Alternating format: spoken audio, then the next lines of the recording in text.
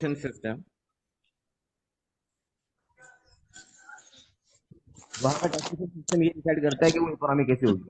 तो इंडिया का जो इकोनॉमी है, इंडियन इकोनॉमी जो है, ये रेडिकली और ड्रेस्टिकली चेंज हुई है after introduction of what, GST.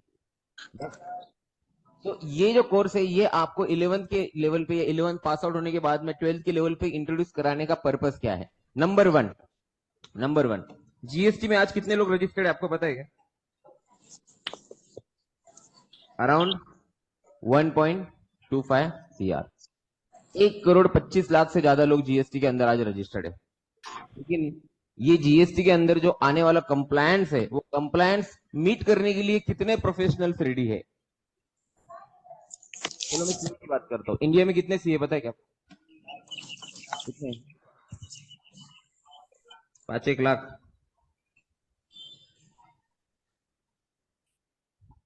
5-1 lakh CA बस। चलो तो अभी मैं थोड़ा टैली करता हूँ, 25 लाख। ठीक है, तो approximately 5 something which is correct.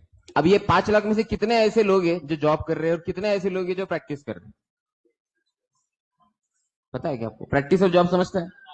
Job मतलब किसी के पास आप काम कर रहे हो as a chartered accountant and you are working with the company on the different kinds of project. Let's say you are working on the finance module, you are working in the taxation module, but you are not practising on your own. So you are not serving to the clients, but you are serving to the company. तो ये 5 लाख में से 50-50 का ratio में पकड़ता हूं। 2.5 इधर है, 2.5 इधर। अब ये जो 2.5 है, सपोज ये प्रैक्टिस कर रहे हैं, क्या कर रहे हैं? ये प्रैक्टिस करने वाले भी आधे लोग ऐसे हैं जो जीएसटी का काम नहीं करते। क्यों नहीं करते? क्योंकि जब इन्होंने लॉ शुरू किया था पढ़ना, जब इन्होंने सीए किया था, जब इन्होंने काम करना शुरू किया था, तब जीएसटी था ही नहीं। अभी कुछ हम जैसे लोग हैं जिन्होंने पहले एक्साइज भी पढ़ा, वैट भी पढ़ा, सीएसटी भी पढ़ा, सर्विस टैक्स भी पढ़ा। We learn it, then we unlearn it, then we learn GST. आ रही बात समझ में? यस। और बाकी सब लोगों ने बोला 2017 में जब जीएसटी आया, भाई अपन ऑलरेडी सेटिस्फाइड है लाइफ में, और टेंशन लेने की जरूरत नहीं। इतना पढ़ते पढ़ते ही थक गए, अब वापस कौन नया एक्ट पढ़ेगा? तो most of the people who are already into practice are not practising GST. ये उन्होंने सोचा था कि नया लॉ है, लोग पढ़ेंगे कुछ नहीं पढ़ेंगे, बाद में गवर्नमेंट खुद ही बोलेगा कि चलो विड्रॉ करो, जो पुराना चल रहा था वही चलने दो। लेकिन ऐसा हुआ नहीं। और अब जब लॉ सेटल हो चुका है, लॉ सेटल होने का मतलब होता है कि लोगों को आदत हो गई है। सही है ना? जैसे कि कोई भी चीज की आदत होने को टाइम लगता है। जैसे कोविड आया था नया नया, फिर लॉकडाउन, ये वो, अपन थोड़ा टेंशन में थे ना, ऑनलाइन ऑफलाइन, ये बाद में लोगों को क्या हो गई? आदत हो गई, they get used to it, बराबर। तो जैसे जैसे लोग इसको यूज टू इट हो गए जीएसटी को, गवर्नमेंट ऑफ इंडिया ने ये बात ध्यान में लाई लोगों के और प्रोफेशनल्स के भी कि भाई there is a large gap between the requirements of professional and professionals which are actually working on it. So we need huge number of professionals, tax professionals, to comply with the GST statutory requirements. हमें ज्यादा से ज्यादा लोगों की जरूरत है जो ये काम कर सके, स्टैट्यूटरी रिक्वायरमेंट पूरी कर सके। और उसी इंटेंशन से, उसी उद्देश्य से हम लोगों ने 11th के ग्रेड को या 11th 12th या कुछ और FY वगैरह पकड़ लो, उन ग्रेड के स्टूडेंट्स जिनको अब तक जीएसटी का कुछ भी नॉलेज नहीं, उनके लिए बेसिक कोर्स डिजाइन किया है। और ये कोर्स डिजाइन करने का पर्पज ये था कि आप लोगों को उस लेवल पे ये नॉलेज आ जाए जीएसटी का, जब आपके साथ के जो बच्चे वो इंस्टाग्राम में सुबह सुबह उठ के रील्स देख रहे हैं। आ रही बात समझ में? तो you will get an competitive edge over them. आप उनसे उतना आगे रहोगे, आपको दुनिया में क्या चल रहा है, इकोनॉमी में क्या चल रहा है, टैक्स की दुनिया में क्या चल रहा है, जीएसटी की दुनिया में क्या चल रहा है, इन सब का नॉलेज आ जाएगा इन 15 दिनों में। और आप इतने ट्रेन हो जाओगे कि आप अपने आप को एक मिनी सीए बुला सकते हो। मिनी समझता है? डिग्री नहीं है लेकिन समझ में सब कुछ आता है। मैं आपके इतना होशियार तो नहीं हूं, लेकिन आप मुझे बेवकूफ भी नहीं बना सकते। आगे बात समझ में? ये ऐसा ना हो। तो इतना हम नॉलेज देंगे इसका। देखिए, ये मैं आपको क्लियर कर दूं कि ये सर्टिफिकेट कोर्स से आपको कोई जॉब नहीं मिलने वाला। और क्योंकि जॉब अपने को करना भी नहीं, अपने को बहुत पढ़ना है। अभी से आप 11th 12th में हो ना, अभी तो आपको, हाँ अभी 12th में हो, अभी आपको बहुत पढ़ना है आगे। You have to achieve your dreams, some of you might be pursuing CA कर रहे, सभी लोग कर रहे हैं, सी तो ग्रेट है, सभी लोग सीए कर रहे हैं। तो सर हमें सीए कर रहे हैं तो इस कोर्स का क्या फायदा? अभी एक बच्चे का क्वेरी ये भी हो सकती है, सर अगर हम ऑलरेडी सीए कर रहे हैं, ये तो सब हम पढ़ने वाले, आगे आप पढ़ के क्या फायदा? आगे आप जो पढ़ने वाले हो वो एग्जाम के लिए पढ़ोगे, ये आप पढ़ रहे हो नॉलेज के लिए। किसके लिए पढ़ रहे हो? 2 साल तक आपको ये जो नॉलेज है वो इतना काम में आएगा कि जहां जहां मैं बोलूंगा आपको इसका एप्लीकेशन आगे हम पढ़ेंगे, वो एप्लीकेशन में आपको इतना ये डिटेल में नॉलेज रहेगा कि you will by the time you will reach to CA inter, आपका एक मिनी कोर्स ये कंप्लीट हो गया रहेगा। जैसे कि मैं आपको एक एग्जांपल देता हूं कि ये कोर्स होने के बाद में और पहले क्या फायदा है। आज आप रेस्टोरेंट में जाते बराबर, जाते हैं रेस्टोरेंट में, जाते हैं आप, रेस्टोरेंट वाला आपको जीएसटी चार्ज करता है, कभी देखा है आपने? क्या होता है उस जीएसटी के इनवॉइस पे? पहले तो ये बताओ, आप इनवॉइस लेते, बिल लेते कि नहीं? कि जाने के बाद में आपको एकदम घाई में फोन पे लगे सीओ का, ऐसे करते आप, ये लेते बिल, क्या लिखा होता है उस बिल पे? क्या लिखा होता है? सीजीएसटी। लेट्स से इधर इधर कौन सा क्लब है वो? कॉफी का, कॉफी क्लब है क्या? हाँ चलो, ये कॉफी क्लब में अपन गए, ऐसे कुछ नाम है ना उसका। तो आपने 10 कोल्ड कॉफी ले ली 40 रुपए की, कितने हो गए? अब टोटल हो गया 400। इस पे आप क्या चार्ज करते हो? कितना? एसजीएसटी।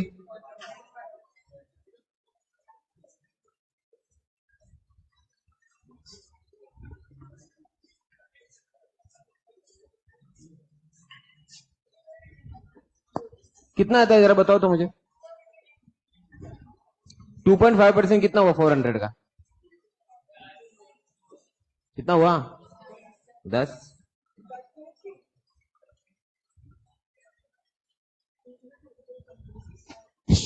आई बात समझ? अब इसमें आप मैथमेटिकली जीनियस स्टूडेंट्स 10 रुपए तक कैलकुलेट कर लोगे। मेरा क्वेश्चन है कि ऊपर उसने क्या डाला है अपना, जो किससे शुरू होता है पता है क्या आपको? एक मिनट कम से।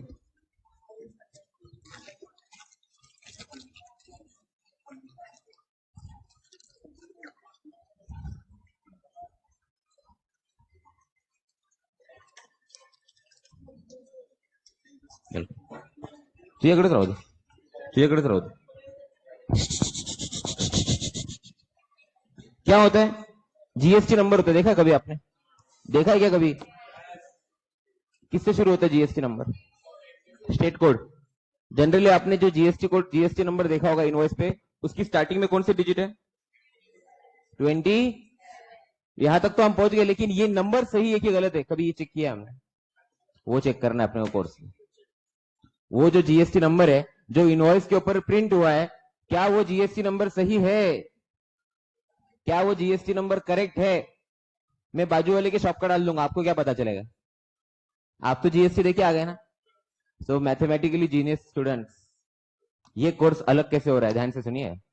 ये कोर्स में अब तक आपको ये पढ़ाया गया है स्कूलों में, कॉलेजेस में, ट्यूशंस में, कोचिंग्स में, आपका सिलेबस क्या है, मैं पढ़ाने वाला हूं आपके देश की इकोनॉमी क्या है और आपका देश कैसा चलता है। और हमको जो भी नॉलेज गेन करना है वो बाहर जाके अप्लाई करना है। इधर मैं आपको कोई भी स्टोरी नहीं सुना रहा हूं मराठी की, मराठी हिंदी है ना आपको ऑप्शनल में, यस है ना? यस। तो मराठी में होता है ना, सदर कविता ही कुसुमाग्रज यांचे होता है ना ऐसा, yes this poem has been taken from the ना Kusumagraj and all that, right ना? ये सब नहीं पढ़ा रहा हूं मैं आपको, ना ही हिस्ट्री पढ़ाने वाला हूं मैं आपको। 1947 में क्या हुआ और फिर मॉडर्न इंडिया में क्या हुआ, कुछ नहीं, इकोनॉमी में क्या हो रहा है। Is clear?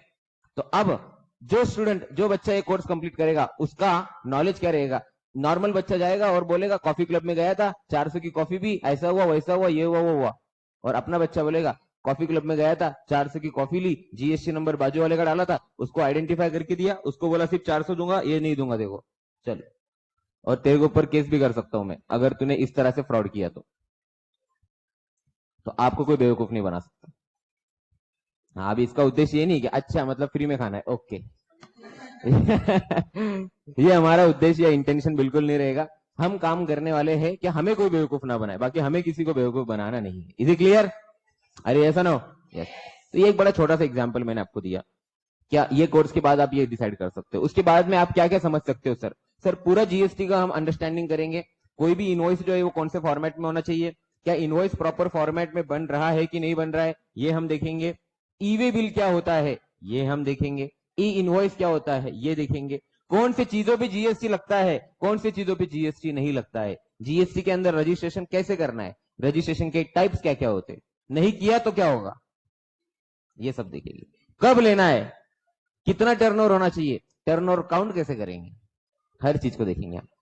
तो ये कोर्स होने के बाद में एटलीस्ट जो जो ऐसे स्टूडेंट्स है जो उनका फैमिली बिजनेस है, एटलीस्ट आप आपके फैमिली बिजनेस में इतना तो वो कंट्रीब्यूट कर पाओगे कि exactly how GST is working on. Is it clear? Yes no? तो जो एक एक मिनट आप मेरे साथ यहाँ पे स्पेंड करोगे इस बैच में, वो वर्थ रहेगा, ये मैं आपको प्रॉमिस करता हूँ। यहाँ पे मैं कोई भी आपको राजा रानी की कहानी नहीं सुनाने वाला हूँ। यहाँ पे हम एक एक मिनट बात करेंगे इकोनॉमी के बारे में, देश के बारे में, कंट्री के बारे में, टैक्सेशन सिस्टम के बारे में, नए नए आइडियाज के बारे में, और इनको कंप्लायंस के अंदर आपको फ्यूचर में कैसे बढ़ सकते हो। At the end of this course एक हम छोटा सा एग्जाम लेंगे और वो एग्जाम के सक्सेसफुल कंप्लीशन के बाद आपको एक सर्टिफिकेट मिलेगा, जीएसटी सर्टिफिकेट, जो आप आपके क्रेडेंशियल्स में डेफिनेटली ऐड कर सकते हैं। और सिर्फ ऐड ही नहीं कर सकते, कई सारे कोर्सेज हम ऐसे ही कर लेते यूडेमी पे, इधर उधर, पता है आपको, वेबसाइट से अलग अलग, राइट? उस पर कुछ नहीं, देख लेना, कर लेना, हो गया हो गया हो गया, नहीं, ये वो सर्टिफिकेट रहेगा जो आप किसी को भी दोगे तो आप कॉन्फिडेंटली बोल सकते हो।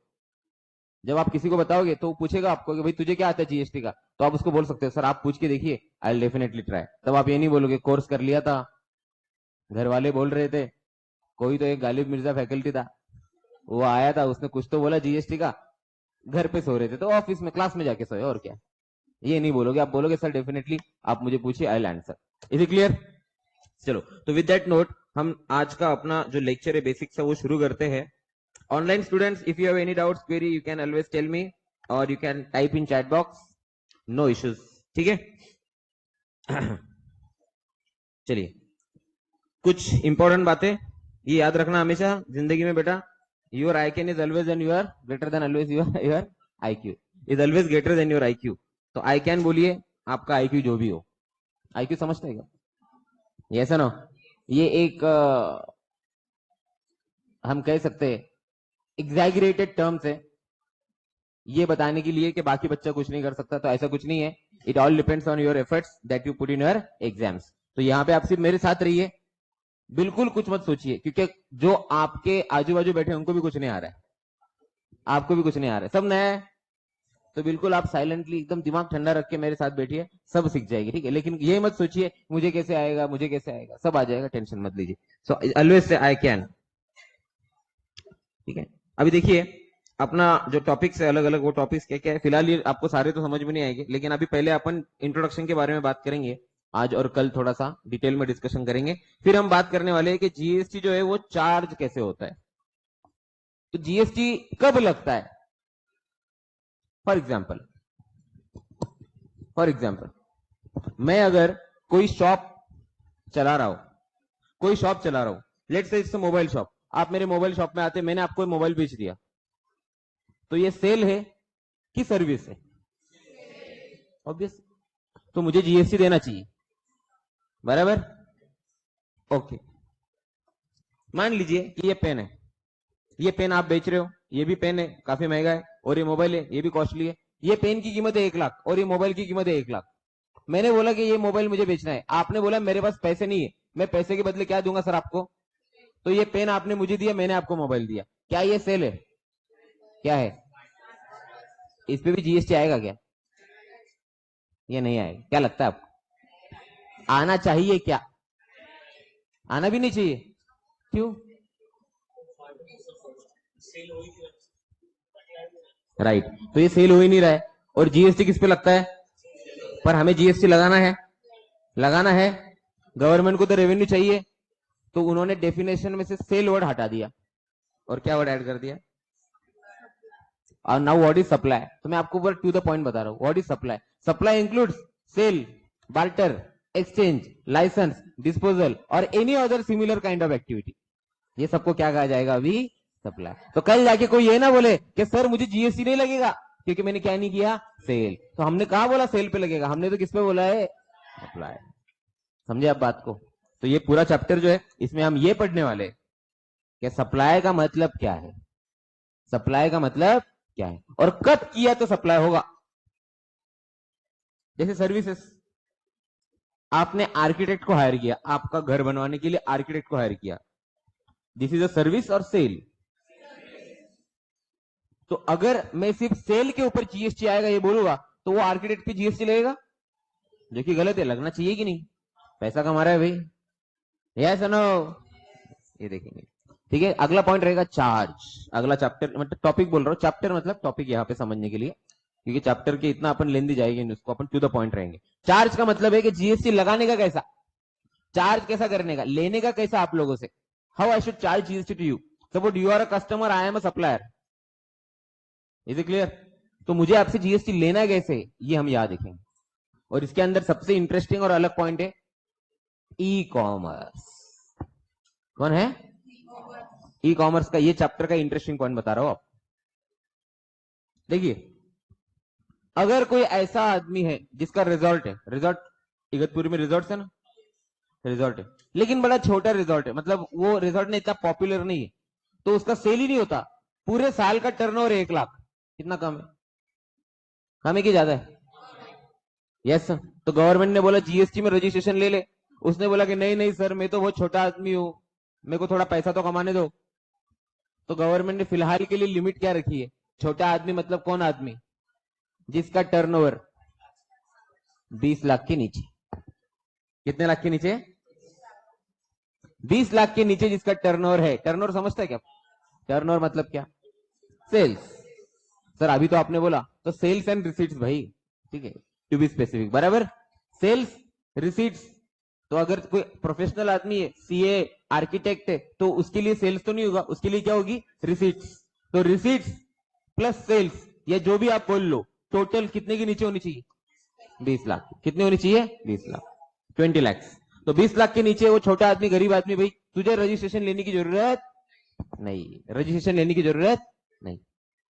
अब ध्यान से सुनना, अब ये रिजॉर्ट वाला जो आदमी 1 lakh turnover, is he liable to register? Is he liable to register?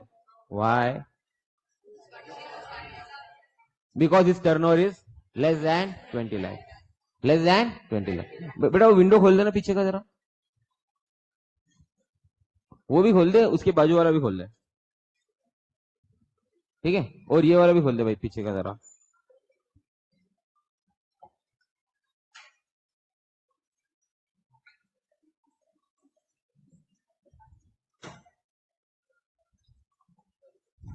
ठीक है, आ गए यहां तक के? अब वो रिजॉर्ट वाला बोल रहे कि सर मेरा टर्नओवर तो 1 lakh, I am not liable to, I am not liable to register. लेकिन उसका बिजनेस बढ़ाने के लिए उसने टाइप किया किसके साथ? ये रिजॉर्ट है, ये कस्टमर है, ये चल नहीं रहा था, इसलिए उसने टाइप किसके साथ किया? कौन है? एमएमटी, मेक माई ट्रिप, सुना है क्या नाम? मेक माई ट्रिप, मेक माई ट्रिप के साथ उसने टाइप किया और बोला कि सर आप मेरी एडवर्टाइजमेंट करो। अब सारे कस्टमर जो रिजॉर्ट जाते नहीं थे वो किसके पास जा रहे हैं? और मेक माई ट्रिप रिजॉर्ट के पास जा रहा है, बराबर? आ रही बात समझ में? Yes no? ये सिचुएशन में मुझे बताइए, रिजॉर्ट को अगर अपन ने बोला कि तू रजिस्ट्रेशन ले, वो रिजल्ट वाले को बोला, ठीक है, बी विथ मी, बहुत इंपॉर्टेंट पॉइंट है, ठीक है, रिजल्ट वाले को मैंने अगर बोला कि तू रजिस्ट्रेशन ले, तो वो क्या बोल रहा है? मेरा टर्नओवर कितना है? 20 लाख से कम, मैं रजिस्ट्रेशन नहीं लूंगा। लॉ ने मेरे को बोला, परमिशन दी, मैं क्यों लू registration? You cannot compel me to. अब ठीक है ठीक है, ज्ञान मत दो ज्यादा, समझ गया, ऐसा ना, रजिस्ट्रेशन नहीं लेना, बराबर है ना? उसकी एकदम बॉडी में लॉयर आ जाता है।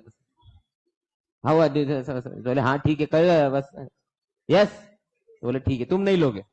फिर ये कस्टमर को बोला क्या यार तू तो इतना बड़ा आदमी है, इसलिए तो कहा जा रहा है, ये लग्जरी है कि नेसेसिटी है?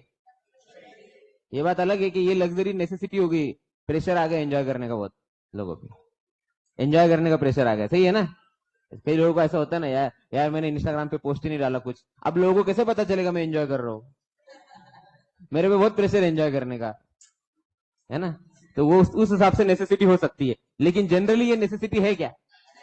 तो मैंने कस्टमर को, suppose I am a government, तो मैंने कस्टमर को बोला यार तू इतना बड़ा आदमी है, थोड़ा जीएसटी क्यों नहीं दे देता?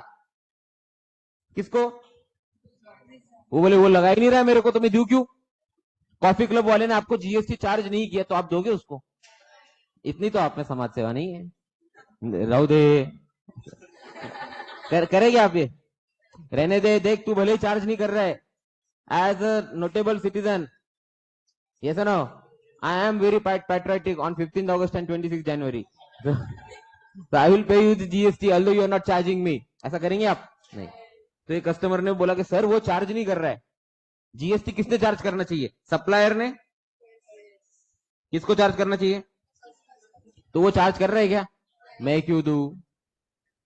तो फिर गवर्नमेंट के दिमाग में आया यार ये कस्टमर बड़ा आदमी है, तभी तो कहा जा रहा है, घूमने जा रहा है ना, मतलब बड़ा आदमी है ना। लेकिन ये जो सप्लायर है ये छोटा आदमी है, तो इतना बड़ा आदमी इतने छोटे आदमी तक पहुंचा कैसे? तो ये दोनों को जोड़ कौन रहा है? इसको बोला जाता है ई कॉमर्स ऑपरेटर। क्या बोला जाता है?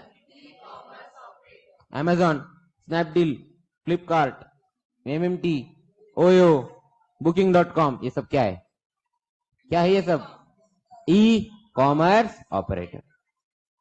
तो गवर्नमेंट ने क्या बोला है? एमएमटी को बोला, मेक माई ट्रिप को और इन सारे ई कॉमर्स वालों को, कि अगर ये सप्लायर रजिस्टर्ड नहीं है तो जीएसटी तुमको देना होगा। अब ये बोले सर हमारा क्या संबंध, हम तो सर्विस नहीं दे रहे, हम तो सिर्फ क्या काम कर रहे हैं? As a agent. एग्रीड? बोले मैं तुमको पूछ नहीं रहा हूं, मैं बता रहा हूं कि तुम्हें करना ही है। बोले सर लेकिन ये तो गलत है। ठीक है तुम्हारा लाइसेंस कैंसिल। नहीं नहीं नहीं, ठीक है ठीक है। Is it clear? तो गवर्नमेंट ने उनको पूछा नहीं, सीधे एक नोटिफिकेशन निकाल के बोला है। और लॉजिक देखिए क्या है, गवर्नमेंट का कहना है कि जो सप्लायर है वो जीएसटी नहीं पे कर सकता, तो किसको पकड़ो? E commerce. ई कॉमर्स तो बड़ा आदमी है ना, ठीक है हम समझेंगे। तो चार्ज नाम का एक चैप्टर है, यहां पे मैं आपको समझाऊंगा कि किस तरह से काम होता है एंड सो ऑन। अगला चैप्टर है क्या है अपना? एग्जामिशन। मुझे बताइए सारे एक्टिविटीज के ऊपर जीएसटी लगाना सही है कि गलत है? क्यों? किस पे नहीं लगना चाहिए? जैसे फूड, वेजिटेबल, गोल्ड नहीं। हेल्थ केयर के बारे में क्या ख्याल है आपका? हेल्थ केयर नहीं।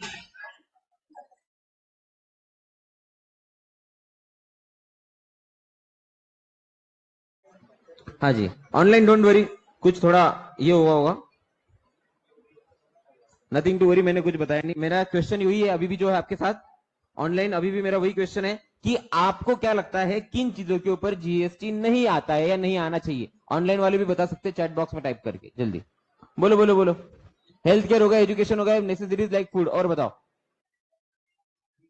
नेसेसरीज लाइक फूड बोल रहा है बच्चा। Yes, what's your name?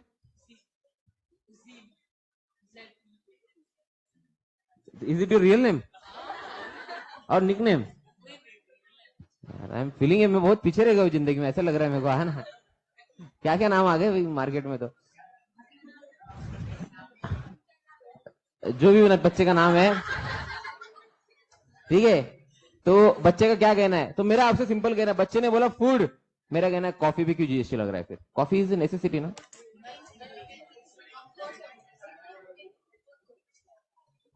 इच्छा है। आप बताइए फिर किस पे नहीं लगेगा? रॉ कॉफी पे नहीं लगेगा, फिर कॉफी पाउडर पे नहीं लगेगा, कॉफी पे लगेगा ऐसा, वेजिटेबल पे नहीं लगेगा, सब्जी पे लगेगा ऐसा।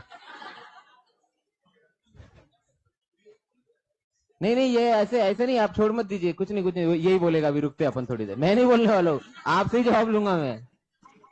आपके दिमाग में होगा नहीं क्या? Thank you.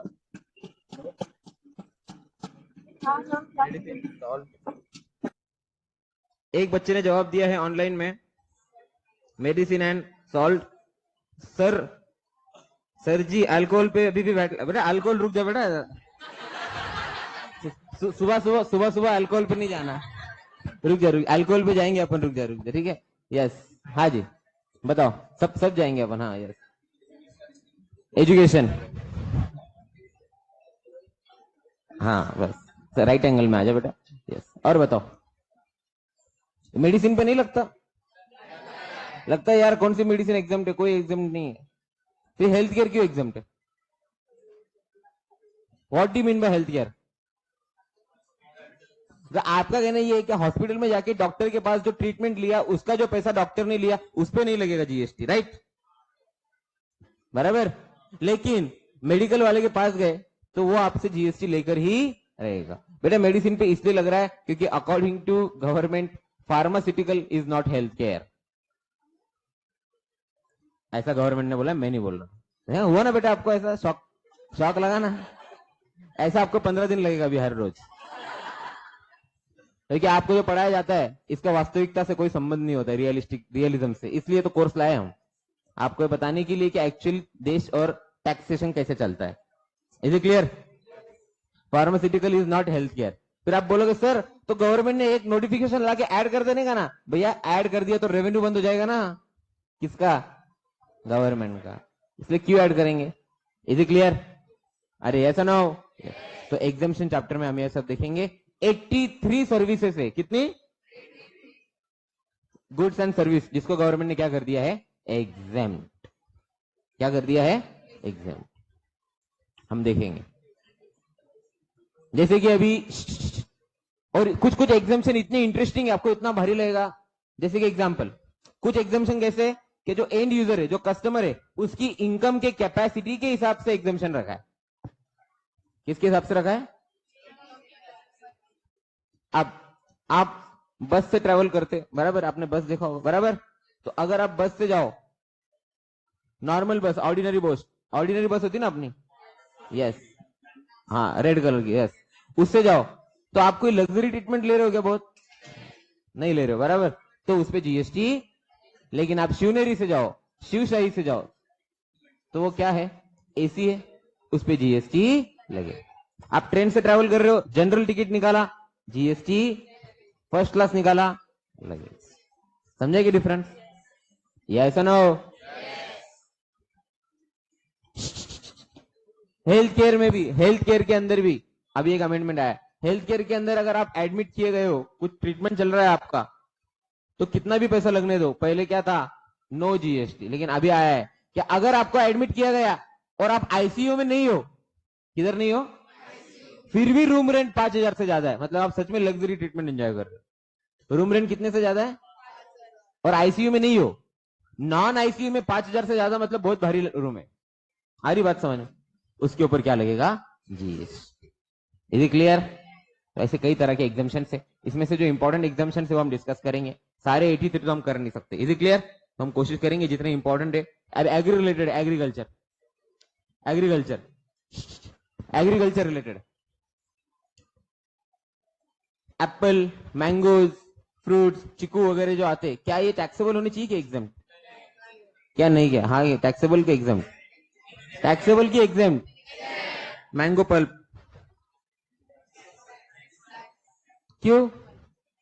मैंगो पल्प आता है ना, पिकल, अचार, फिनिश प्रोडक्ट, इसे किसे चाली लगे? ऐसे कैसे चलेगा बताओ मेरे को। आप बोल रहे हो कि मैंगोस क्या है? एग्जाम। फिर मैंगो पल्प क्यों टैक्सेबल है? प्रोसेस्ड होने के बाद क्या हो जाता है उसमें? जब आप मैंगोज बेचते हो, देखिए रीजन, हाँ जी बिल्कुल सही, इनका कहना क्या है, मैंगोज जब आप सेल करते हो, जब आप मैंगो सेल करते हो तो आप सेल कर रहे हो एक ऐसा एग्रीकल्चरल प्रोड्यूस, एग्रीकल्चरल प्रोडक्ट। लेकिन जब आप मैंगो पल्प करते हो तो उसपे क्या हो जाता है? प्रोसेस। अब आपका एंड कस्टमर क्या हो गया? चेंज। पहले जो मैंगो खरीद रहा था वो आदमी रिच या लग्जरी के लिए नहीं खरीद रहा था, लेकिन जो मैंगो पल्प खरीद रहा है वो मॉल वाला आदमी है। कस्टमर किधर का है वो समझ में आ रहा है क्या? कहाँ बिकता है मैंगो पल्प? आपको खेत में मिलता है? नहीं, कहाँ मिलेगा? रिलायंस स्मार्ट में, बिग बाजार में, यस नो, स्मार्ट बाजार में, ये है ना इधर जूडियो के पास, यहां मिलेगा। तो यहाँ का जो customer he is ready to pay what? GST. तो निकालो उसकी जेब से, ये गवर्नमेंट की स्ट्रेटेजी। कस्टमर अगर रिच है, निकालो उसकी जेब से पैसे। इसलिए तो ई कॉमर्स पे क्या किया उन्होंने? एमएमटी को टैक्सेबल किया ना। नहीं तो ये कस्टमर है कोई आईटी प्रोफेशनल, और इधर सप्लायर कौन है? एक रिजॉर्ट इगतपुरी में जो 1 लाख भी नहीं कमा पा रहा है साल का, वो दोनों को जोड़ने वाला कौन है? मेक माई ट्रिप। तो ये जो रिजॉर्ट वाला है, यस,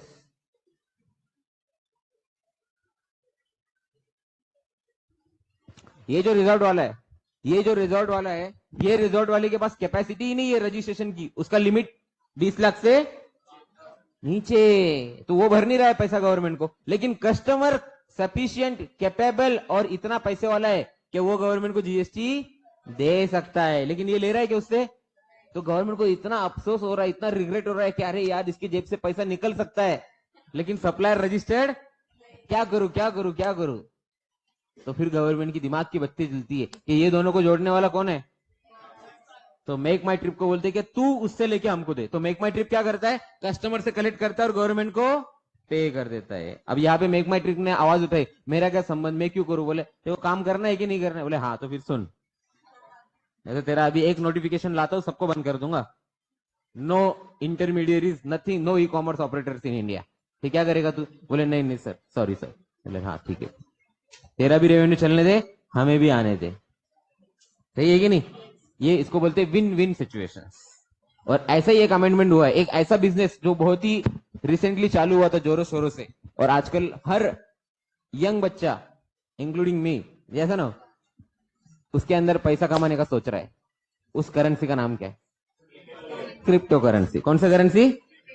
दूर दूर तक गवर्नमेंट की नजर नहीं थी इस पे जीएसटी में। गवर्नमेंट को जब आया ना तो बोले अरे यार ये कुछ फ्रॉड है, चलेगा और बंद हो जाएगा, चलेगा और, लेकिन ये फ्रॉड काफी लंबा चलने वाला है। मतलब ये जो चीज है काफी लंबी चलने वाली। जब गवर्नमेंट के ध्यान में आया तो गवर्नमेंट इतना स्मार्ट है, क्या किया उसने? ये 4 लोगों का पैसा लगाया, बराबर, कहीं तो लगाया वो क्रिप्टो करेंसी, वो वैलिड है इनवैलिड है, लीगल इलीगल, वो बाद में देखेंगे। लेकिन इन्होंने उसके ऊपर क्या कमाया? पैसे पे पैसा कमाया, इनको प्रॉफिट मिल रहा है, तो गवर्नमेंट आ गया मेरा क्या। तो इन्होंने बोला सर क्रिप्टो करेंसी पे जीएसटी लगता ही नहीं। अच्छा ऐसा है क्या? नहीं लगता क्या? बनाओ एक सर्कुलर, बना दिया एक सर्कुलर और आ गया क्रिप्टो पे क्या आ गया? जीएसटी। अभी हम वो भी देखेंगे, मैंने डाला भी उसमें, अगर आपने देखा हो तो, what is GST implications on crypto currency. अब आधे बच्चों को ये पता ही नहीं है, जो आपके स्टूडेंट्स हो गए, फ्रेंड्स हो गए ना, साइंस के ऑल दैट, जो आपके साथ वाले बच्चे हो गए, वो आधे बच्चों को ये पता ही नहीं है कि इनकम टैक्स कितने में लगता है, जीएसटी कितने में लगता है। बस ये बिजनेस किए जाते और बाद में जब सीए के पास या टैक्स प्रोफेशनल के पास जाते और वो हिसाब निकाल के देता है, तब उनको पता चलता अरे मैंने तो कुछ कमाया ही नहीं, आधा तो पैसा टैक्स में चला गया। Is it clear? तो ये कोर्स आपको उसमें एज देगा, एटलीस्ट आपको एक थॉट प्रोसेस आएगा कि नहीं भाई कुछ तो बोले थे सर, क्या इस पे ऐसा होता है, तो अपन ने एटलीस्ट उस पे वो एंगल से सोचना चाहिए। ठीक है। उसके बाद time and value of supply, एक इंटरेस्टिंग चैप्टर है, इसके ऊपर मैं आपको अभी ज्यादा नहीं बताऊंगा, लेकिन इसमें सिर्फ हम ये देखने वाले हैं वो कौन सा टाइम है, वो कौन सा टाइम है जब मुझे जीएसटी गवर्नमेंट को देना है। सर मतलब क्या? तो एग्जांपल ले लो, ए और बी। अभी ध्यान से सुनना मेरी बात, ऑनलाइन ध्यान से देखना मेरी बात। ये देखो मैं बोल रहा हूं वापस, ये प्रोफेशनल कोर्स चल रहा है अभी आपका, ये 11-12 का कोर्स नहीं है, करिकुलम का कोर्स नहीं है, क्या ये कुछ नहीं हो जाएगा एक साल है वापस, ये वैसा नहीं, ये एकदम नीचे उतर के एप्लीकेशन कर सकते हो आप इस बिल्डिंग के, एकदम रियलिस्टिक कोर्स है। ध्यान देना, नजर हटी याद रखना फिर, ठीक है।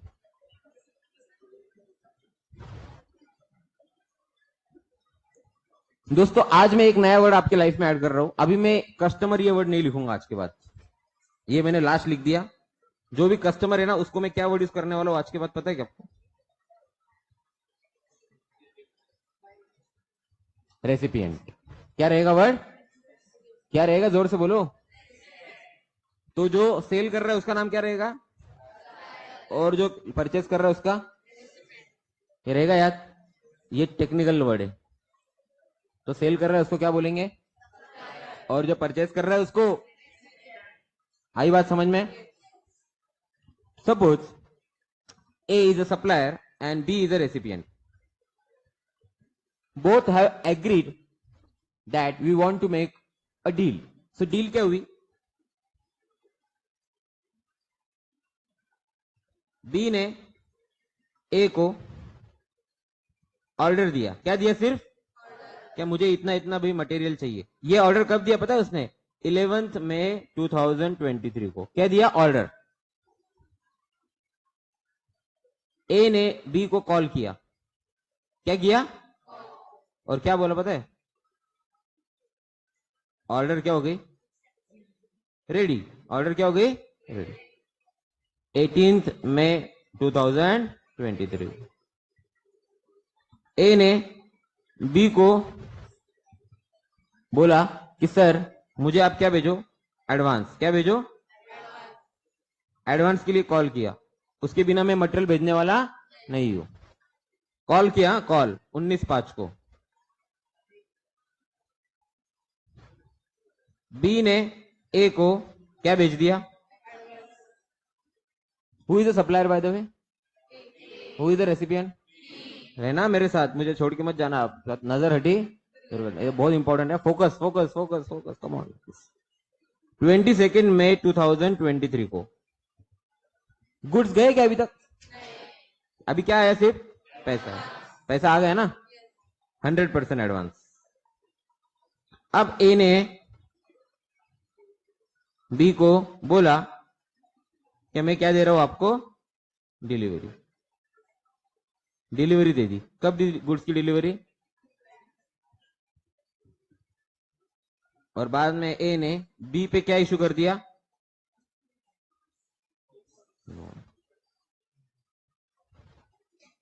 इनवॉइस बाद में भेज रहा है, ढोकला है ना? पहले माल भेज रहा है, बाद में क्या भेज रहा है? इनवॉइस। ऐसा होता है कि कभी? ऐसा होना नहीं चाहिए पर ऐसा होता है, ठीक है। अब कितने रेट दिख रहे हैं आपको पिक्चर में? 1 2 3 4 5 6। ये 6 डेट दिख रहे हैं क्या आपको? ये 6 डेट में से कौन सी डेट पे जीएसटी भरना है? कौन सी डेट पे जीएसटी भरना है? एक बात समझ में आया? क्वेश्चन क्या है अपने सामने? What is the time of supply of GST? GST किस पे लगता है? आपने क्या करना चाहिए? सप्लाई। क्या करना चाहिए? तो क्या लगेगा? क्या करना चाहिए? सप्लाई। तो क्या लगेगा? तो वो सप्लाई का क्या देख रहे हैं अपन? टाइम। क्या देख रहे हैं अपन? तो इनमें से कौन सी डेट है जब आपने सप्लाई किया? ये ढूंढना है। समझे क्वेश्चन? क्या देखेंगे इस चैप्टर में, समझे? दूसरा,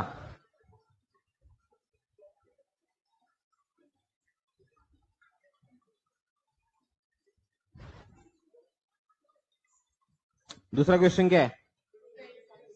दूसरा क्वेश्चन क्या है? इनवॉइस इशू कब करना है? इनवॉइस इशू कब करना है इनवॉइस इशू? सर लेकिन उसने तो कर दिया ना इनवॉइस इशू। अरे हाँ, तो वो 2 साल बाद करेगा तो भी चलेगा क्या? नहीं ना, उसके लिए क्या है? कुछ तो टाइम लिमिट। वो टाइम लिमिट के अंदर करना पड़ेगा ना। वो टाइम लिमिट क्या है? ये हम देखेंगे।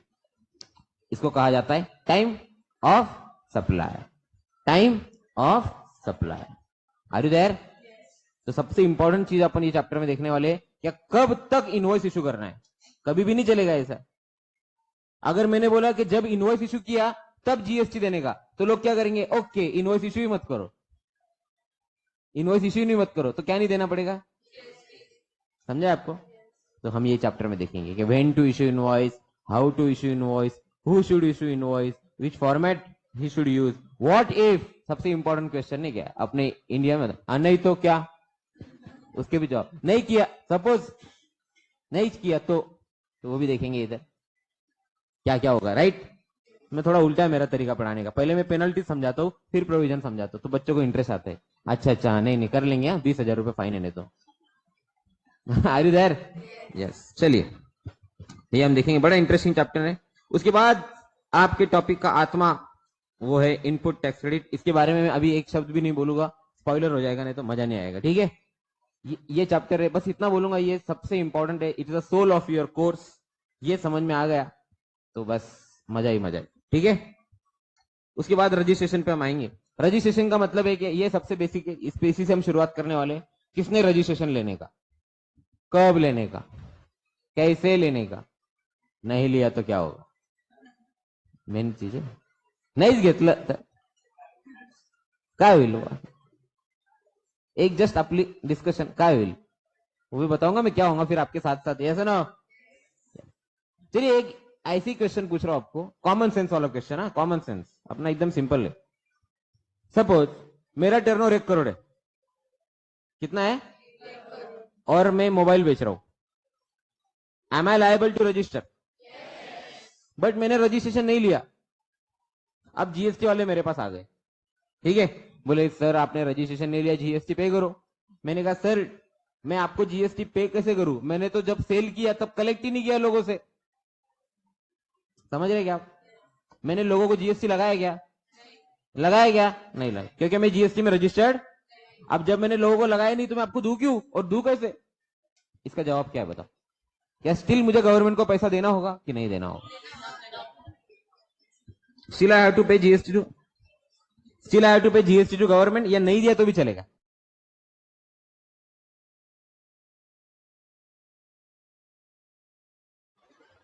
What is my claim? Try to understand my friends, बहुत इंपॉर्टेंट पॉइंट बोल रहा हूं। मेरा क्लेम क्या है? Since I have not collected any amount of GST from my recipient, I am not liable to pay GST on my sales. Will this claim be accepted by the government? Why?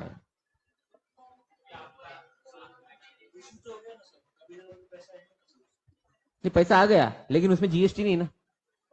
100 रुपए का mobile था, 118 लेना चाहिए था, मैंने 100 ही लिया, और अभी गवर्नमेंट बोल रहा है कि तू वो 100 के ऊपर 18 हमको दे। मैंने कहा सर मैंने कस्टमर से, रेसिपिएंट से लिया क्या? नहीं लिया, तो 18 तो मेरी जेब से जा रहा है, इतना तो प्रॉफिट नहीं है मेरे को, 18% का प्रॉफिट नहीं मोबाइल में। प्रॉब्लम समझा है? प्रॉब्लम समझा है सबको? बोलो अभी क्या करें? मेरे को भरना पड़ेगा, क्यों? इसो किसो नहीं। हाँ जी,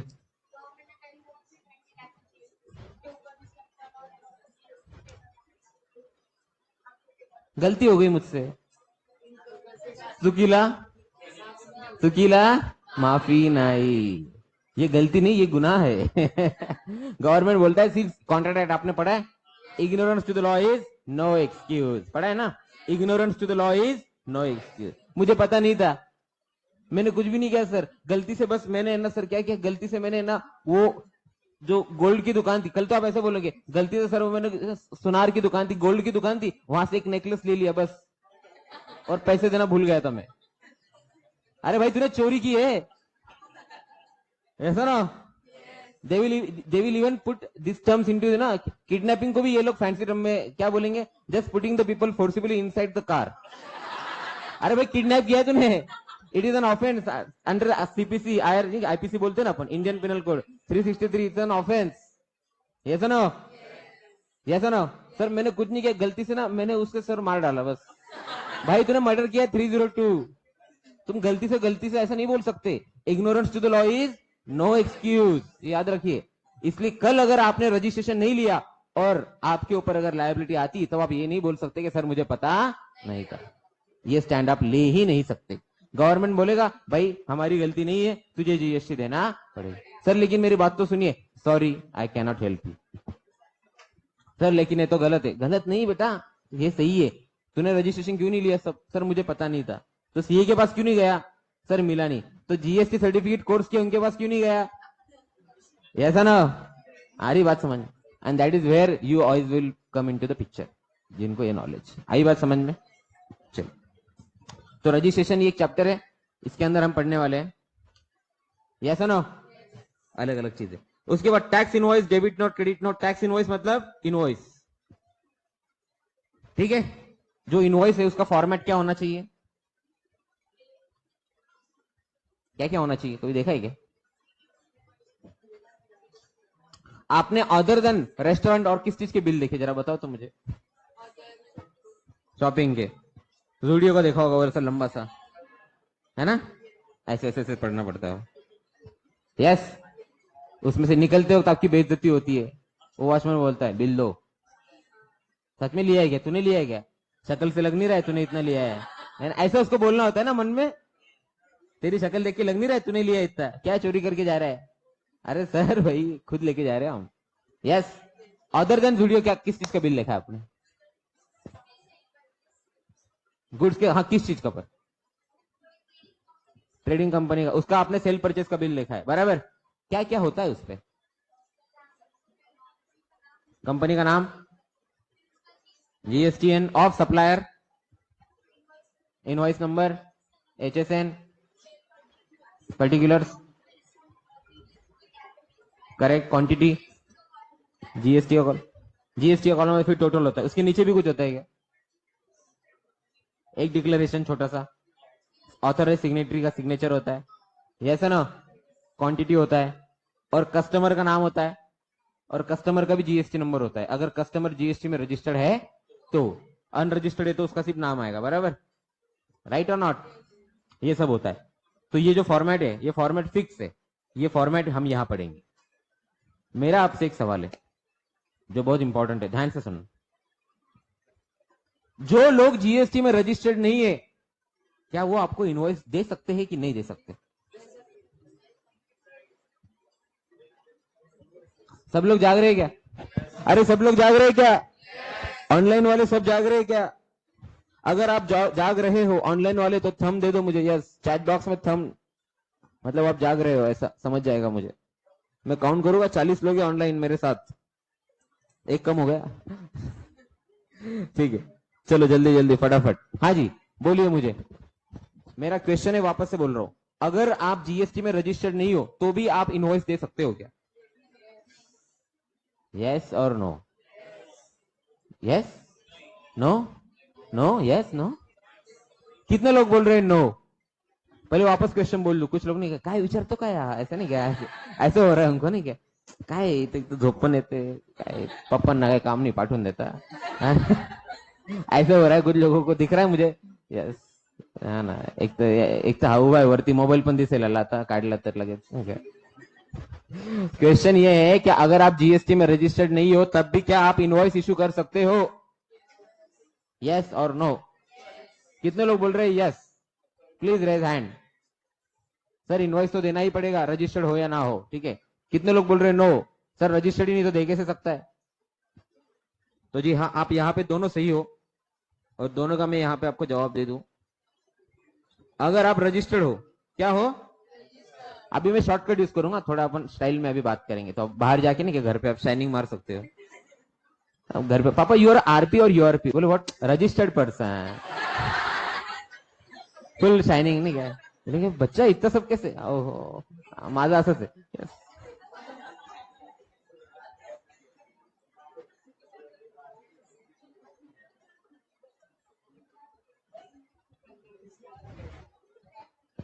तो अगर आप आरपी हो मतलब क्या हो आप? Registered person. अगर आप रजिस्टर्ड पर्सन हो तो आप क्या इशू करेंगे?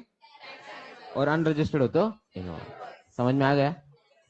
सर तो फ्रॉड क्या, फ्रॉड का बताओ ना कुछ। फ्रॉड ये है मेरे भाई, जो यूआरपी वो भी क्या इशू कर रहे हैं और आपसे क्या ले रहे हैं, और वो रजिस्टर्ड है ही नहीं।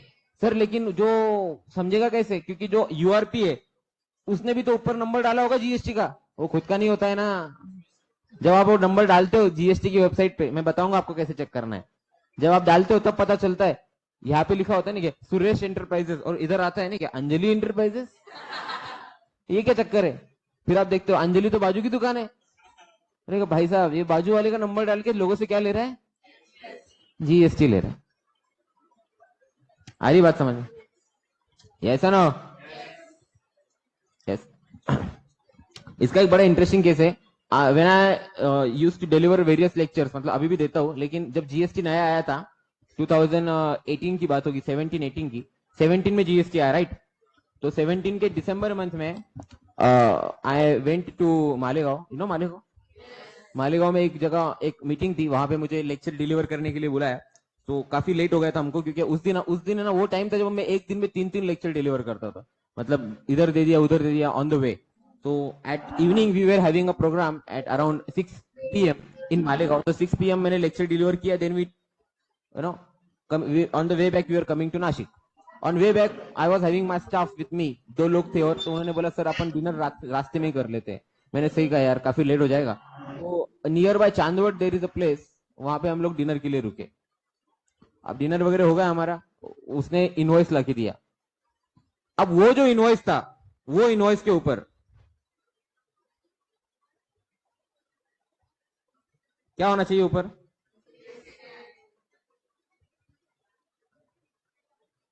ये छोड़ के बाकी सब था, जीएसटी नंबर ये वो, समझ रहे आपको, मतलब सीजीएसटी, एसजीएसटी, ये सब था, लेकिन क्या नहीं था उसपे।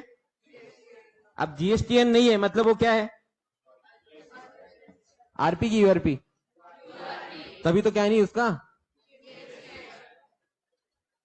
तो मेरा जो स्टाफ था, अब मेरा स्टाफ है तो उसको सब पता ही है जीएसटी के बारे में, राइट। एक मेरा असिस्टेंट है और एक सेक्रेटरी, मतलब वो टाइप का बच्चा है, तो वो सब मेरा देखता है काम। तो वो आया, बोले सर, हंसते हंसते बोला, सर इनवॉइस के ऊपर जीएसटी नंबर ही प्रिंट नहीं है, और ऊपर क्या लिखा है सिर्फ,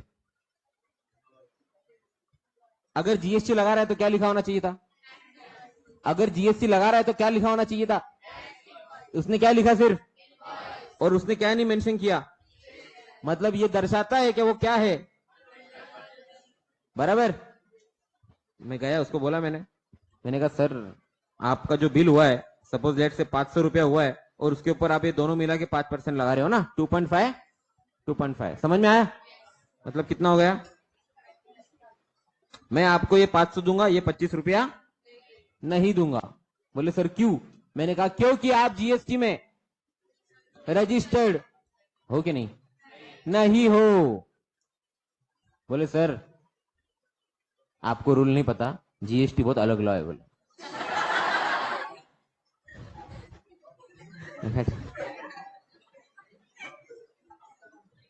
मेरे दिल में वो आवाज आई जो हमेशा मेरी जो है ना, बुआ की लड़की है, उसके बच्चे हमेशा बोलती है, नहीं क्या, बोले मामा तुम सीए, मुझे लगता नहीं पर, बोले नहीं क्या।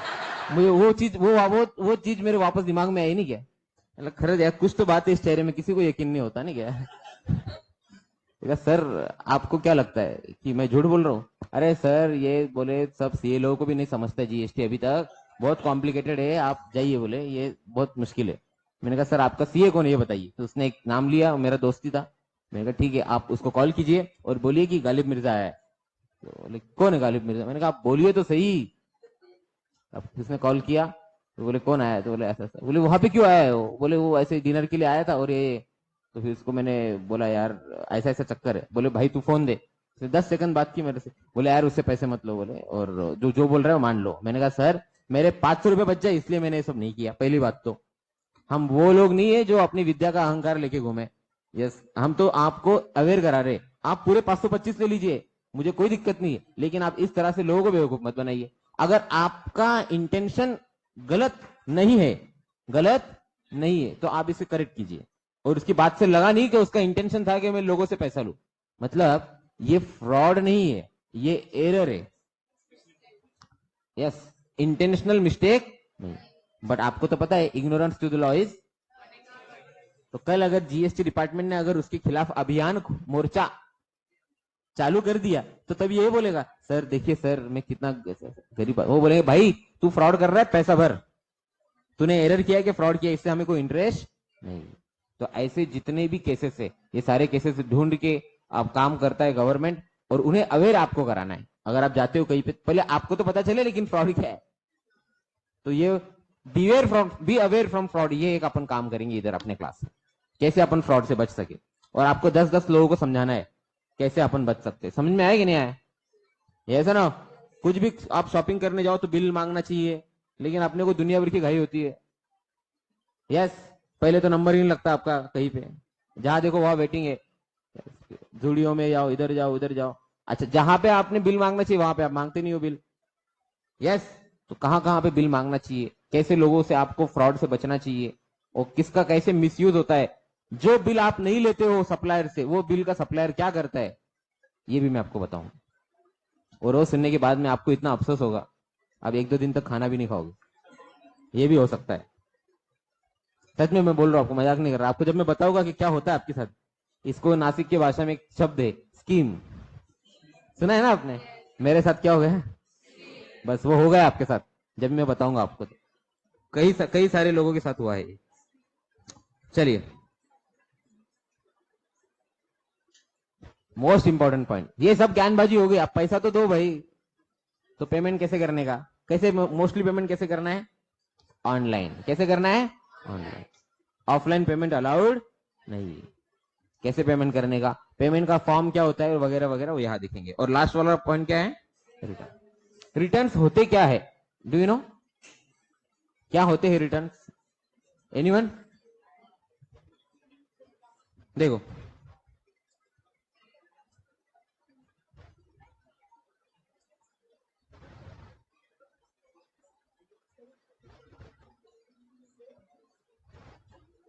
मुझे गवर्नमेंट को क्या करना है? मैंने गया और डायरेक्ट गवर्नमेंट को पेमेंट कर दिया। सीजीएसटी 300,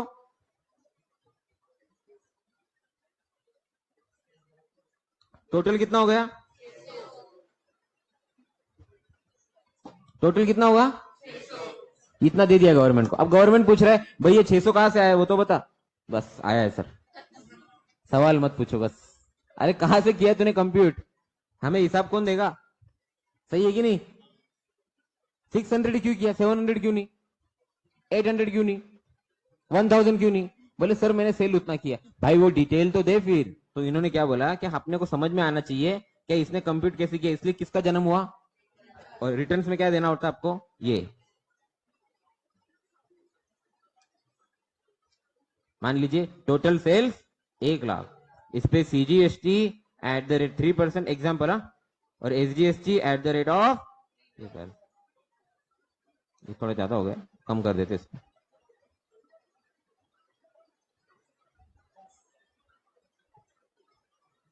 बराबर? आई बात समझ में? अरे ऐसा ना, are you getting my point? ये डिटेल कहाँ सबमिट होते हैं? रिटर्न। अब ये रिटर्न 10 टाइप के, जीएसटी रिटर्न, जीएसटी रिटर्न 1 2 3 4 5 6 7 8 9 10, ये सब समझाऊंगा मैं आपको ये कैसे काम करते। Is it clear? तो ये आपका ओवरऑल सिलेबस है, और इसके बाद में स्पेशल केसेस हम करने वाले। कौन से cases? Special cases. Special cases में मैं आपसे बात करूंगा tour and travel, real estate. Real estate पता है क्या होता है?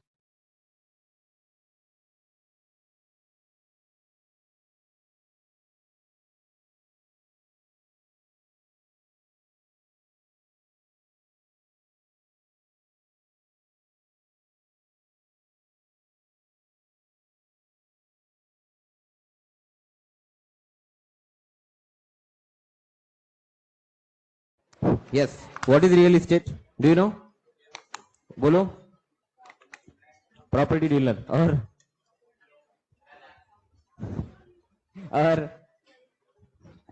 हाँ जी, builders and developers. Builders and, जितने भी कंस्ट्रक्शन आप देखते हो, जितने भी प्रॉपर्टी की ट्रांजेक्शन देखते हो, सेल ऑफ लैंड है, सेल ऑफ फ्लैट है, सेल ऑफ अपार्टमेंट है, सेल ऑफ शॉप है, बिल्डिंग बनाना, बेचना, बनाकर बेचना, इन सबको कौन सी इंडस्ट्री कहा जाता है दोस्तों? कौन सी इंडस्ट्री कहा जाता है? Real estate. ये आ गया समझ में? अरे बोलो। Yes, very good. ठीक है, तो रियल इस्टेट पे जीएसटी कैसे लगेगा ये भी हम देखेंगे। ठीक है, तो टूर एंड ट्रैवल देखेंगे।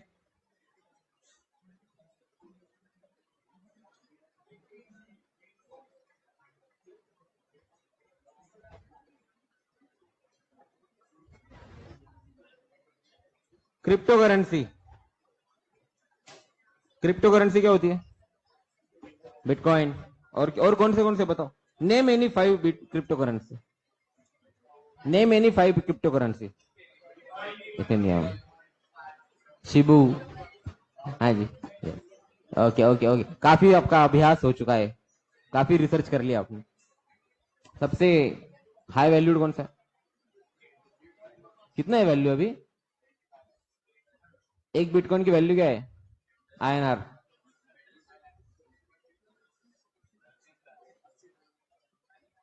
करोड़? नहीं नहीं, yes, nearly with in that range. Yes no, वही बोल, 20 से 25 के बीच में खेलता रहता है। ओके, यस, कम ज्यादा होता रहता है। तो हम क्या देखेंगे? टूर्स एंड ट्रैवल्स पे जीएसटी कैसे आता है, रियल एस्टेट पे जीएसटी कैसे आता है, क्रिप्टो पे कैसे आता है, देखना ये सब। क्रिप्टो करेंसी पे जीएसटी कैसे आता है, how exactly we can charge GST on it, ये सब हम देखने वाले हैं। आई बात समझ में? दूसरी बात इसके अंदर क्या देखेंगे हम, और इस कोर्स के अंदर आपको जीएसटी के अंदर मैं सिखाऊंगा, लाइव सिखाऊंगा, ई वे बिल कैसे बनाने का, इनवॉइस कैसे बनाना है, ई इनवॉइस कैसे बनाना है, रिटर्न कैसे फाइल करना है, ये सब हम लाइव देखेंगे। Are you getting it? Yes no? Plus, और प्लस लाइव केस स्टडीज भी हम डिस्कस करेंगे। इसके अलावा मैं आपको देने वाला हूं एक 350 पेजेस का एक कंपाइलेशन, एक नोट्स दूंगा।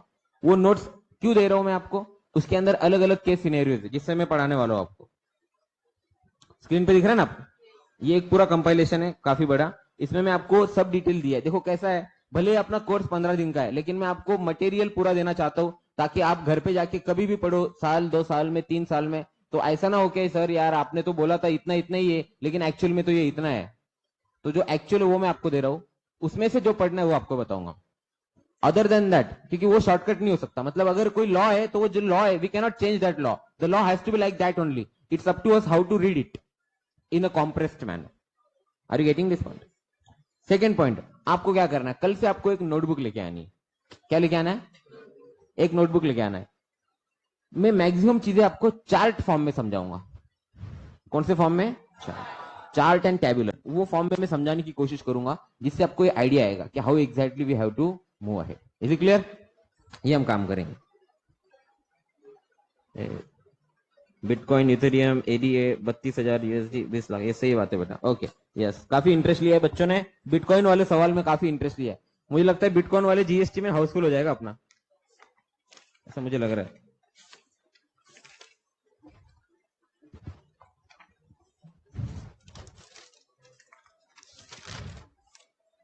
इसमें नाम लिख लेना यार, ये शीट के ऊपर आपका नाम और मोबाइल नंबर लिख लेना सिर्फ, ठीक है? ताकि कोई अगर ग्रुप पे ना हो तो उसको मैं ऐड कर लूंगा और इस पे ये कर लूंगा, ठीक है?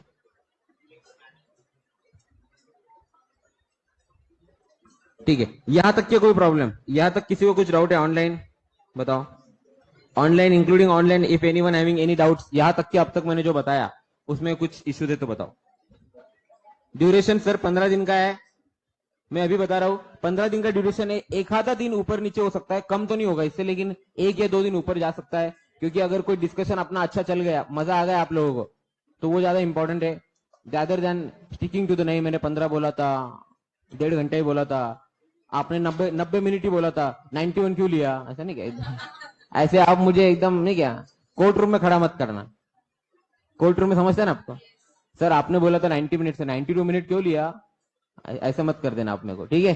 तो कुछ 10-15 मिनट आगे पीछे भी हो सकता है, प्लस 15 दिन मैंने बोला है, 2-3 दिन आगे पीछे भी हो सकता है, ठीक है?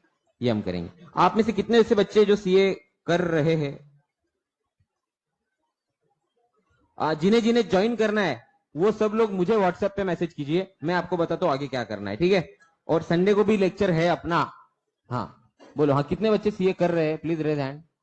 अच्छा, और कितने नहीं कर रहे और डिसाइडेड है नहीं कर रहे? अच्छा, यस। मैं आई नो क्या कर रहे हैं आप लोग? यस, यहाँ एमबीए, एमबीए, हाँ जी, एमबीए कौन से कॉलेज से प्लान कर रहे हैं? आई एम, क्या बात है, वेरी गुड वेरी गुड, बहुत अच्छी बात है। मैं भी फैकल्टी डेवलपमेंट प्रोग्राम चल रहा है मेरा, आई एम इंदौर से मैं परस्यू कर रहा हूँ। मेरा अभी हो गया था बट मैं जा नहीं पाया, तो अभी नेक्स्ट बैच एनरोल किया है मैंने। हम बैकडोर एंट्री वाले लोग हैं, मतलब एग्जीक्यूटिव प्रोग्राम कर रहे हैं, कैट नहीं दे रहे। 2 प्रोग्राम होते हैं एमबीए के, एक होता है कैट वाला जो रेगुलर प्रोग्राम है आपका, कैट पता है ना? है ना सब इधर? हाँ हाँ यार, तो काय चालू है कैट एंड डॉग है तो काय जीएसटी का क्लास है का काय है? ठीक है, हाँ तो भाई जो लोग कैट दे रहे उनका रेगुलर होता है, जैसे कि आप दोगे बीकॉम के बाद। और एक एग्जीक्यूटिव प्रोग्राम होता है। एग्जीक्यूटिव प्रोग्राम मतलब क्या, जो लोग वर्किंग प्रोफेशनल से, बराबर, अभी मेरे को 11 साल हो गए सीए होके, तो मैं वर्किंग प्रोफेशनल हूँ। तो हम लोगों के लिए अलग प्रोग्राम डिजाइन किया जाता है, उसको बोला जाता है एग्जीक्यूटिव प्रोग्राम। वो एक वीक प्रोग्राम होता है, ठीक है?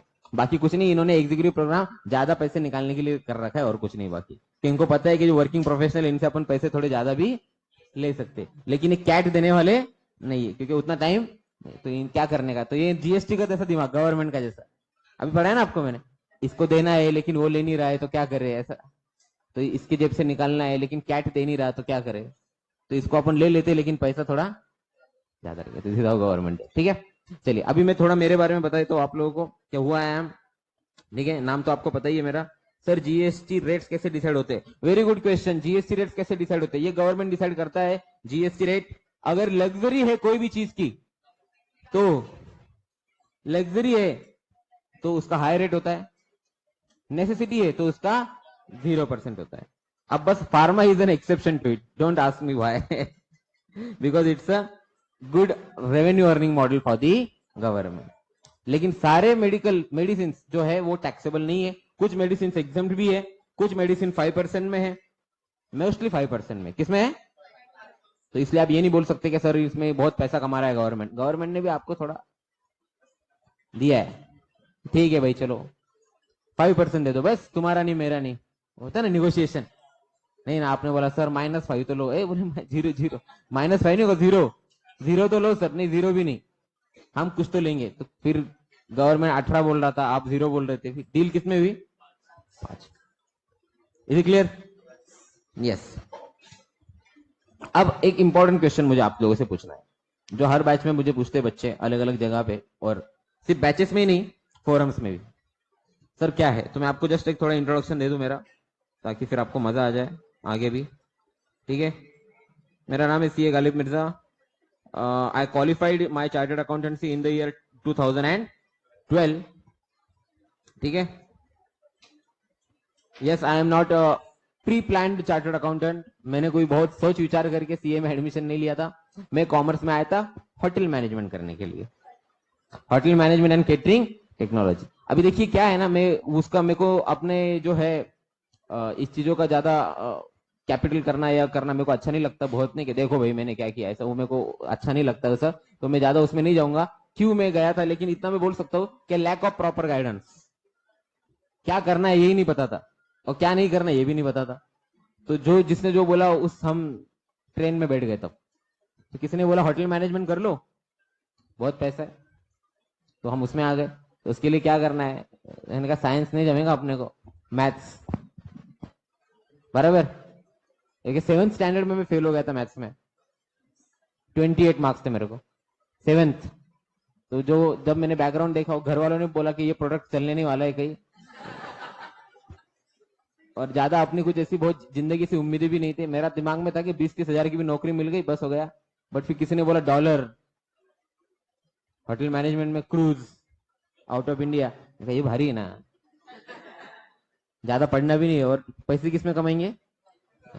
ये कितना लैक ऑफ गाइडेंस है भाई। उसमें अलग अलग कोर्सेस होते हैं, उसमें अलग अलग पोस्ट होती है। तुम के डे 1 पे क्रूज पे नहीं जाओगे, ट्रेनिंग होता है, वेटर होता है, शेफ होता है, कुक होता है, अलग अलग काम होते हैं ना। कुछ भी नहीं, बस बैठ गए उस सफर में। एंट्रेंस एग्जाम भी दे दिया। उसके बाद में जो बंदे ने मेरे को बोला था ना कर, उसको मैंने बोला कि समय पास हो गया। अरे बोले मेरे को जॉब नहीं मिल रहा है भाई। तो जिसने मेरे को बोला था वो मेरे को बोला अब मेरे को जॉब नहीं मिल रहा है तो मैं कुछ और कर रहा हूँ। कभी मैं क्या करूँ, मैं तो तेरे भरोसे आ गया इधर। अब तू समंदर के बीच में आके बोल रहा है कि मैं तो कूद रहा हूँ नीचे, मुझे स्विमिंग आती, तू तेरा देख ले, मैं क्या करूँ अभी। तो मैंने छोड़ दिया। एंड देन एक्सीडेंटली समहाउ मेरे कुछ फ्रेंड थे, फिर से मेरे फ्रेंड्स ने बोला कि बोले ऐसा ऐसा है कोर्स सीए नाम का। मैंने कहा तेरे से हो रहा है क्या? बोले मैं पास हो गया। मैंने कहा अभी मैं भी हो जाऊंगा, चल कोई बात नहीं। तब उसने सीपीटी दिया था, आपका जो फाउंडेशन है ना अभी, earlier it used to known as CPT, तो सीपीटी दिया था। मैंने कहा चल तू पास हो गया, कितने पे पासिंग है? बोले 100 मार्क्स चाहिए 200 में से। मैंने कहा ठीक है आ जाएंगे। मैंने कहा 100 पे भी पास है क्या? बोले हाँ। मैंने कहा ठीक है, मतलब 100 ही लाने हैं। That's how we came into this trend. Not very much born talented, having 65% in my SSC exam, 10th exam आता है ना 10th, यस। तो वहां से मेरा सफर शुरू हुआ। Then I came, I started my journey. CA किया थोड़ा ठीक ठाक, अच्छे से पढ़ाई किया, थोड़ा अच्छा ग्रुप मिला, अच्छा ऑफिस मिला, अच्छे दोस्त मिले। Fortunately I scored 47th all India rank in CA PCC exam, and then CA final I cleared. तब जो आईपीसीसी था ना उसका नाम पीसीसी हुआ करता था। अभी जो इंटरमीडिएट है ना उसका नाम पीसीसी हुआ करता था। Then I cleared my CA final in 2012। At that time, my age was 20 years and 6 months, one of the youngest CA in Maharashtra, you can say so. At that time, first attempt, I could clear it by grace of Almighty. So I cleared that exam and I started my journey. After that, I worked for PwC. Have you heard the word? It's one of the big four in India. PwC is one of the big four. मतलब जो दुनिया की 4 सबसे बड़ी CA firm है, मैं ऐसे समझा लूं आपको। Let me explain it to you in that way. दुनिया की सबसे बड़ी 4 सीए फर्म से, दुनिया की वर्ल्ड, उसके अंदर जो सेकंड नंबर पे उसका नाम है पीडब्ल्यूसी। उसके साथ मैंने लगभग 1.5 या 2 साल काम किया। Pune, Mumbai, Chennai, Chandigarh, Kolkata, Bengaluru and so on, अलग अलग जगह पे भारतवर्ष के। उसके बाद मैंने डिसाइड किया कि मैं जिंदगी में कभी जॉब नहीं करूंगा क्योंकि मुझे जिस दिन पता चला कि मेरे 1 घंटे का वो क्लाइंट को कितना पैसा चार्ज करते हैं और वो 1 घंटे का मेरे को कितना पैसा मिलता है, उस दिन मेरे पैरों के नीचे से जमीन ही निकल गई। या मेरी सैलरी थी 8 लाख रुपए पर एनम। हाँ बेटा, प्राइस ऑर्डर उसके ऊपर 8 लाख रुपए पर एनम, बराबर? Yes no? Are you getting my point? तो ऐसा पकड़ लो भाई कि लगभग 70,000 के आसपास, 70 नहीं 65 के आसपास, बराबर? 65 समथिंग लाइक दैट, उसके आसपास सैलरी थी। तो आप हिसाब निकालोगे तो डेली, अगर आप डेली वेज पकड़ लो, मेरा डेली वेज तो 2-2.5 हजार के आसपास आता है, बराबर? Yes no? डेली वेज मेरा 2.5 हजार है, तो मेरा 1 घंटे की कीमत क्या हुई? अगर मैं 8 घंटा भी काम कर रहा हूं तो 300 रुपया, मैं 500 रुपया पकड़ता हूं। 1 घंटे की कीमत क्या हुई मेरी? और मेरे क्लाइंट को मेरा 1 घंटा चार्ज होता था, जो क्लाइंट पे मैं काम कर रहा हूं ना, उसको मेरा 1 घंटा कितने का चार्ज हो रहा है? तो उस दिन मतलब ऐसा लगा अब जिंदगी में जिंदा रह के कुछ फायदा ही नहीं है अभी, बस तो काम काफी किया मैंने, बट फिर थोड़ा सा नेचर मेरा आउटस्पोकन भी था और ये था कुछ करना है भी जिंदगी में, तो आई डिसाइडेड कि मैं कभी जॉब नहीं करूंगा। Then I started working with Mindspark in the year 2014 I think. 2014 में I started with Mindspark. Mayur sir is very good friend of mine, हम लोग साथ में ही थे। Mayur Prasad and me we were both together. 2012 में जब हम सीए बने, हम साथ में ही सीए बने। Very good friend Mayur and Prasad, both of mine.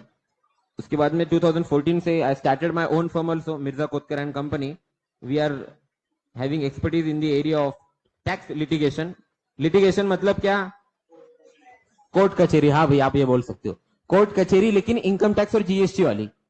Client बोलेगा मैं नहीं दे रहा पैसा, गवर्नमेंट बोलेगा ला पैसा, बस समझे आप? इसमें हम क्लाइंट के बाजू से लड़ते, क्लाइंट की तरफ से लड़ते हैं गवर्नमेंट से कि नहीं भाई इसका पैसा नहीं बनता, हम नहीं देने वाले। गवर्नमेंट बोलते देना ही पड़ेगा, नहीं देंगे, देना ही पड़ेगा, नहीं देंगे। Is clear? लेकिन सोफिस्टिकेटेड अंदाज में, ऐसा एकदम नहीं असं कस का है दू का तुला असं ऐसी नहीं हो रही लड़ाई, ऐसी लड़ाई नहीं हो रही, समझ में आ गया ना? शब्दों वाली हो रही, शब्दों से शब्दों की, पेपर से पेपर की। Is it clear? वो बोलते हैं कि no no by virtue of this circular you have to pay. हम बोलते हैं no no by virtue of this circular we are not liable to pay, during this case it has happened, our client is having so and so, this is exempted and वगैरह वगैरह वगैरह। तो बोलते हैं no no no you have to pay GST, this is amount वगैरह वगैरह, and this is go on. उसके बाद बैंक ऑडिट एक एरिया हमारा जिसमें हम काम करते हैं। बैंक ऑडिट का मतलब होता है, बैंक ऑडिट समझते हैं आपको? SBI, bank of Baroda, lunch bank of India, sorry state bank of India. अरे देखो, मेरा और एक प्रॉब्लम है, क्या है पता है क्या? मैं ना गलती से सच बोल देता हूँ बीच बीच में, ये मेरा प्रॉब्लम है बचपन से। तो अगर मैं गलती से बीच बीच में क्या बोल दूं, सच बोल दूं, तो थोड़ा संभाल लेना आप लोग, ठीक है? निकल जाता है, सच निकल जाता है, क्या करें? तो state bank of India, bank of Baroda, bank of Maharashtra, HDFC bank, इनको बोला जाता है बैंक। ये बैंक के ऑडिट्स होते हैं। यस, उसके लिए हमारा फॉर्म एलिजिबल है। A+ कैटेगरी में हम लोग आते हैं, आरबीआई के भी, तो अलग अलग ऑडिट्स करने के लिए हम लोग एलिजिबल होते हैं, वो ऑडिट्स हम करते हैं। स्टाफ है, currently I am having staff of more than 18 people in Nashik office and more than 5+ at my branch office. I belong to a town called as Kalwan. I hope आप सबने सुना हो। सप्तशृंगी देवी जो है इन माय तालुका, हमारे तालुका में है, वहां से हम बिलोंग करता हूं मैं। It is a declared tribal area, but ऐसा नहीं है कि हम बिल्कुल ट्राइबल रहते हैं। It is only declared tribal area, yes ना? Because lack of we can say resources. It is a hilly area, basically hilly area, hills पे थोड़ा सा ऐसा, बट इट्स अ गुड। अभी डिस्ट्रिक्ट होने वाला है सूनर, अभी थोड़े दिनों में डिस्ट्रिक्ट हो जाएगा, तो इसके अंदर हम लोग काम करते हैं। अदर देन दैट हम लोगों का एक्सपर्टीज है प्रोजेक्ट फाइनेंस में। प्रोजेक्ट फाइनेंस का मतलब होता है कि अगर ये 3 लोग आते हैं मेरे पास, इनको कुछ नया चालू करना है, बराबर? इनके पास 5 करोड़ रुपए है, कितना है? ये बोलते हैं क्या गालिब भाई हमको जगह भी देख के दो, लैंड, प्रोजेक्ट भी डाल के दो, लोन भी लेके दो, सब तुम करो। इसको बोलते हैं प्रोजेक्ट फाइनेंस। क्या बोलते हैं? तो तुम्हारे लिए जगह भी मैं ढूंढूंगा, प्रोजेक्ट भी मैं बनाऊंगा, तुम्हारे लिए मैं प्रोजेक्ट वायबिलिटी रिपोर्ट तैयार करूंगा, कमर्शियल फिजिबिलिटी। मतलब तुम क्या डाल रहे हो यहाँ पे? अच्छा तुम कुछ प्लास्टिक का रिसाइकलिंग का यूनिट डाल रहे हो, प्लास्टिक रिसाइकलिंग, तो फिर मैं इनके लिए प्रोजेक्ट बनाता हूं कि तुम्हें प्लास्टिक मिलेगा कहां से, बिकेगा कितने में, प्रॉफिट कितना है, खर्चे कितने हैं, प्रोजेक्ट वायबल है क्या? फिर स्टार्टअप का वैल्यूएशन भी हम लोग करते हैं, बराबर। ये जो आप देखते हो ना वो शार्क टैंक वगैरह, ये सब बेवकूफ बनाने का काम है, बराबर है क्या नहीं, ऐसा ना। आधे से ज्यादा इसमें बेवकूफ बना रहे और कुछ नहीं, वो टीआरपी वाला काम है। एक्चुअल वैल्यूएशन ऐसे नहीं होता है, कुछ भी मांग लो ऐसा नहीं होता। उसमें एक कंपनी मामा अर्थ, उसका प्रॉफिट 14 करोड़ है। कितना प्रॉफिट है? 24,000 करोड़ का वैल्यूएशन मांग रहे हो। कितना वैल्यूएशन मांग रहे हैं? ऐसा नहीं होता, ये प्रैक्टिकली इम्प्रैक्टिकल चीज है, ऐसा नहीं होता है कुछ भी। इनको लगता है कि भाई हम छोड़ के बाकी पूरी दुनिया बेवकूफ है। ये भी मैं आपको बताऊंगा, जैसे जैसे कोर्स में टाइम मिलेगा हम थोड़ा थोड़ा डिस्कस करते रहेंगे कि वैल्यूएशन वगैरह कैसे होता है। तो ये वैल्यूएशन वाले भी काम हम लोग करते हैं और प्रोजेक्ट सेटअप के भी काम करते हैं, ठीक है। Other than that I have also completed my LLB, I am a lawyer also. But आपको पता होगा या नहीं मैं बता दूं, अगर आप सीए, सीएस, एलएलबी ये सारी डिग्री होल्ड करते हो तो प्रैक्टिस आप इसमें से सिर्फ किसी भी एक की कर सकते हो, सब नहीं कर सकते। सबको कमाने का मौका दो भाई, ऐसा गवर्नमेंट कहना चाहता है। सारा पैसा आप ही मत कमाओ, बराबर। यस, तो आई am a very keen student of law. IPC जो है वो काफी अच्छा मेरा उसमें होल्ड है, इंडियन पिनल कोड जिसको कहा जाता है, भारतीय दंड विधान। सुना है क्या नाम? सुना है ना? एक बड़ा सेक्शन है पॉपुलर है, 420 420, सुना है क्या आपने? क्या होता है वो? फ्रॉड। क्या होता है? फ्रॉड। अब 420 ही मत कर।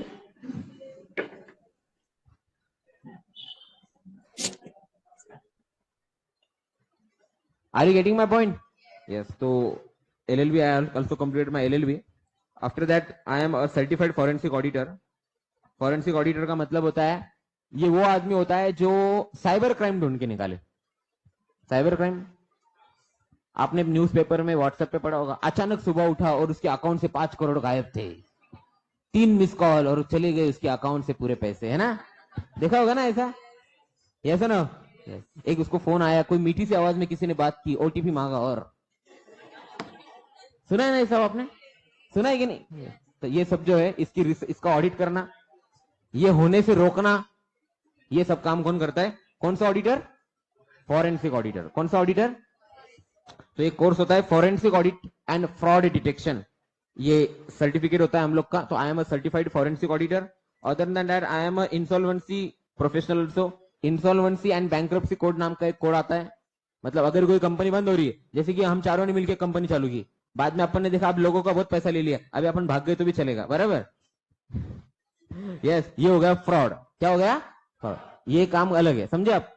ये हो गया फ्रॉड। लेकिन दूसरा आता है जेन्युइन पार्ट, जो लोगों को पता नहीं है। सब लोगों को ये दिखता है चालू की कंपनी, लोगों का पैसा कमा लिया, एंजॉय कर लिया, भाग गए, ऐसा नहीं होता है। जेन्युइन भी होता है। अपन ने चारों ने चालू की कंपनी, अपन भाग नहीं रह गई, कुछ वजह से, गवर्नमेंट की पॉलिसी की वजह से आज अपन लॉस में। जैसे एग्जांपल, प्लास्टिक बंद कर दिया गवर्नमेंट ने, महाराष्ट्र गवर्नमेंट ने, पता चला होगा, सुना है आपने? अचानक बंद कर दिया प्लास्टिक। अब अपनी इंडस्ट्री प्लास्टिक की, तो अपन क्या करें? अपन तो रास्ते पे आ गए ना आज। आई बात समझ में? हमारा सेटअप करोड़ों का इन्वेस्टमेंट क्या करे? तो अभी अपनी कंपनी को अपने को धीरे धीरे धीरे धीरे बंद करना है। क्या करना है? इसको बोलते हैं इंसॉल्वेंसी डिक्लेयर करना। क्या डिक्लेयर करना? कि हम बैंकरप्ट हो चुके। वर्ड सुना होगा आपने, बैंकरप्ट वर्ड सुना है ना? In other words, we don't have sufficient funds to pay our creditors. हमारे पास पैसे 1 करोड़ लोगों का देना है, तो ये 1 करोड़ में से ये 5 करोड़ कैसे देने का? इसके लिए जो आता है कोर्स, उसको बोलते हैं, एक कोड है इंसॉल्वेंसी एंड बैंक्रप्सी कोड। क्या बोलते हैं? तो I am certified insolvency and bankruptcy. तो अगर किसी को कंपनी बंद करनी है तो वो मुझे बुलाते हैं, मैं उनको गाइड करता हूं कि आप आपकी कंपनी के पास जितने पैसे हैं उसको कैसे यूज करके सबको समान न्याय देंगे। तो ऐसे नहीं करना, ये 5 करोड़ में अपने घर वाले 1 करोड़ है ना, हाँ पहले वो निकाल लो, बाकी लोग आता नहीं, जा घरी। ऐसा नहीं चलेगा। सबको थोड़ा थोड़ा थोड़ा, वो इक्वल का रेशो क्या है ये समझिए। Is it clear? Yes no? Yes, ये मैंने बताया आपको। और currently I am pursuing PhD in the area of rural economy. Rural economy में मेरा चल रहा है रिसर्च, लेकिन एक्चुअली मुझे जो पीएचडी लेनी है वो एक्चुअल लेनी है, डिग्री वाली नहीं लेनी। डिग्री वाली मतलब क्या? क्या प्रोजेक्ट बनाने के लिए इसको लगा दिया, लिखने के लिए उसको लगा दिया, सबने लिख के आया, फिर मेरे नाम से लिख के मैंने सबमिट किया, वो वाला काम नहीं करना है मेरे को। एक्चुअल करना है, इसलिए थोड़ा टाइम लग रहा है और शायद इसको 2-1 साल लगेगी मेरे को। रूरल इकोनॉमी पे मेरा चल रहा है कि how the rural economy can be revived. सारी बात समझ में? So I personally believe that if you want to revive the India, you have to revive the rural economy, most probably the agricultural economy. Then only it will be practically possible. Otherwise, the recession threat will always be there. So on that topic, I am doing my research. So this is a brief introduction about me that I have given to you. अब याद रखेंगे हम कल से हमारा schedule क्या होगा sir. सबसे पहली बात 7:30 बजे हमें स्टार्ट करना है। क्या करना है? तो आप सब लोग कोशिश करें कि आप 7:20 तक टच हो जाए क्लास में, ठीक है? Is it clear? जैसे आज आ गए अच्छे बच्चे की तरह आज आ जाएंगे, जितने भी ऑनलाइन बच्चे वो भी जल्दी आ जाए। मतलब 7:30 बजे मेरे को स्टार्ट करना है, तो I have to be in that pace. दूसरा क्या रीजन है कि अपने पास डेली सिर्फ कितने मिनट्स है? तो बहुत कम टाइम होता है। मैं इंटर के लिए 3 घंटा लेक्चर लेता हूं डेली। आई बात समझ में? तो अपने पास टाइम बहुत कम है और अपने को सब कुछ कवर करना है। तो आप लोग अगर आने जाने में ही टाइम लगा देंगे तो फिर मजा नहीं आएगा। Is it clear? दूसरा है कि 90 मिनट से ज्यादा आप लोग बैठ भी नहीं सकते, क्योंकि अभी आपको आदत नहीं है ना, अभी आपका अत्याचार शुरू नहीं हुआ है, अभी फाउंडेशन में थोड़ा थोड़ा होगा आपका। इंटर में आते आते आते फिर आपका सभी मतलब समझेगा आपको what the CA is, right, and how they have to go ahead, right. तो फिर आपको आदत हो जाएगी बाद में, नहीं? तो वो बात अलग है। लेकिन अभी आपको आदत नहीं है तो आप 1.5 घंटा बैठो और 1.5 घंटा पूरे फोकस के साथ बैठो, ठीक है? तो कल से आप लोग क्या करेंगे? कल से आप लोग नोटबुक लेके आएंगे। आएंगे भाई? कहां तक आ गया आपका चार्ट पेपर? कहां तक आ गया? यस, हाँ ठीक है ठीक है ठीक है, ओके ओके, लिख लो। यस, अब दूसरा इंपॉर्टेंट काम, मुझे आप लोग एक बात बताइए, आपके नाम क्या क्या है? जितने भी बच्चे इधर है क्लास में, मैं इसके नाम पूछ लूं तो मुझे याद रहेगा थोड़े बहुत। यहां से शुरू करते हैं अपन बच्चे। प्रणव नेरकर, 11th, अभी 12th में गए आप लोग? 12th में गए आप लोग? 11th में क्या क्या सीखे जरा मुझे बताओ तो।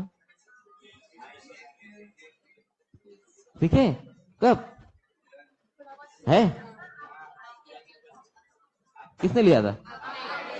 हाँ हाँ हाँ हाँ, मैं एक बार आया तो था अक्टूबर नवंबर में ना कुछ तो। हाँ हाँ हाँ, अच्छा अच्छा, yes yes yes yes, I do remember, yes yes yes, now I. मुझे लगा वो हाँ बराबर 11th की बैच 12 में गई ना। Correct correct correct correct correct correct, now now I got. हाँ जी, यस प्रणव, ओके यस।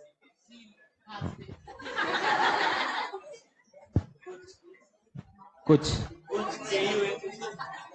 के यू कुंज, कृष्ण कुंज, वैसे कुंज। हाँ जी, समृद्धि,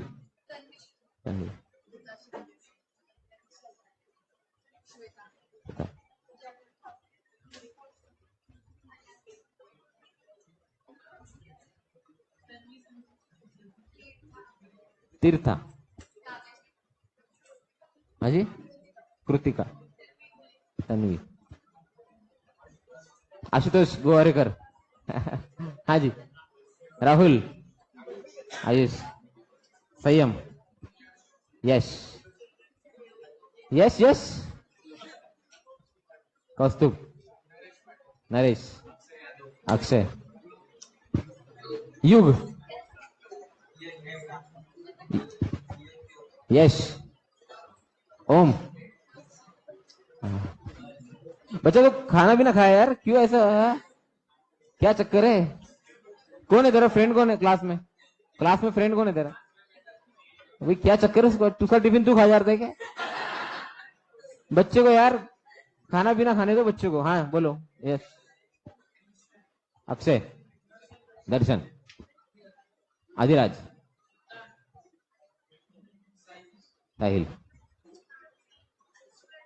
ईश्वरी, हाँ जी, लास्ट में मुक्ता, युक्ता, अच्छा, आदिति, प्राजक्ता, रश्मि, अथर्व, कीर्ति, सिद्धि, अथर्व, वेदांत। वेदांत किसका नाम? तेरा नाम है? अच्छा, मेरा क्रिकेट का एक आइकॉन है, क्रिकेट होता है ना अपना, आई एम वेरी। अच्छा, मैं ये बताना भूल गया आपको, मैं वॉलीबॉल यूनिवर्सिटी खेला हूँ। ये एक और एक पॉइंट था मेरा, तो वही वॉलीबॉल छोड़ दिया मैंने, क्योंकि पहले वॉलीबॉल खेलने के लिए 12 लोग लगते हैं ना, अभी 6 भी नहीं जमा होते, तो अभी 6 भी नहीं आते, क्या करें अभी? तो अभी मैंने फिर गेम चेंज कर दिया मेरा, मैं भी अभी क्रिकेट पे शिफ्ट हो गया। फिर क्रिकेट में I was a good player of over arm, wicket keeper, batsman. अभी ओवर आर्म में भी बच्चों का एटीट्यूड, कौन आएगा इतने धूप में, और वो बॉल भी मार, कौन जाएगा लाने? तो वो फिर मैंने सोचा यार क्या हो रहा है ये, फिर मैंने देखा सारे बच्चे ओवर आर्म से किस में शिफ्ट हो गए? टर्फ। मैंने भी अपना गेम कहाँ शिफ्ट कर दिया अभी, टाइम के साथ चेंज होना पड़ता है, नहीं तो फिर खेलना बंद करना पड़ेगा। तो जो मेरा टर्फ का एक बहुत अच्छा प्लेयर है वेदांत बुतड़ा, वेरी गुड आइकॉन प्लेयर है, तो मेरी टीम से खेलता है। हाँ जी, यस। क्रिश, ओमकार, अथर्व, अखिलेश। यश और अथर्व, कितने बच्चे आपके क्लास में? बहुत है ना? गजेंद्र नहीं है, हाँ इसलिए बोला उसने, ये आप समझे नहीं अब बात को, जनरली गजेंद्र होता है इसलिए वो बोला। सही, हाँ जी। सलोनी, तो हम गौतमी, अंकुश, साहिल, रूपाली, यशिका, हर्षदा। चलो बहुत बढ़िया, काफी सारे नए नाम भी मुझे मालूम हुए आपके बैच में, आपकी वजह से। ये नया है तो अभी मेरे को कोई बोलेगा तो at least I will be prepared now. यहाँ भी ये तो होता ही है। चलिए अच्छा, एक मुझे इंपॉर्टेंट पॉइंट बता दीजिए अभी, एक इंपॉर्टेंट चीज before I sum up for the day.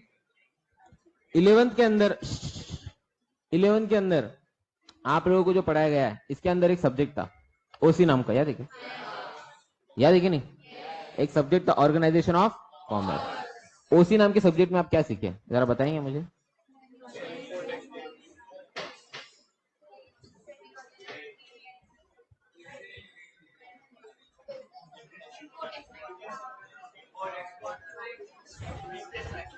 आज अपने को मतलब ये जो कोर्स है ना, इसमें वो बहुत काम में आने वाला है।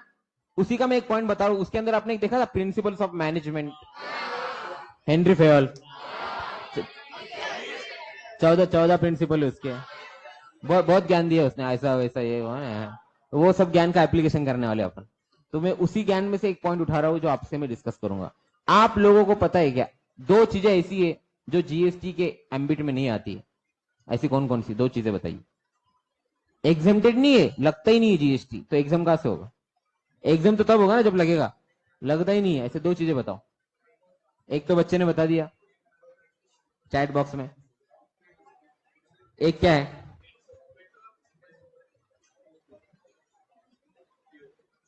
और दूसरा क्या है?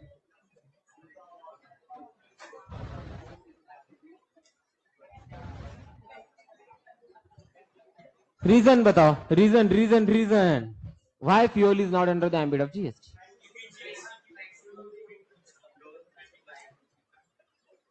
अभी फ्यूल पे कितना जीएसटी लगता है? नियरली 85%। कितना है? टैक्सेशन बोल रहा हूं, जीएसटी तो नहीं, लेकिन फ्यूल पे कितना टैक्स लगता है? अभी प्रॉब्लम क्या है कि अगर इसको जीएसटी के एम्बिट में लाए हम, अभी ये तो पता है कि आपको कि जीएसटी के अंदर आने के लिए रेट्स चेंज हो जाएंगे, सब कुछ चेंज हो जाएगा, बराबर?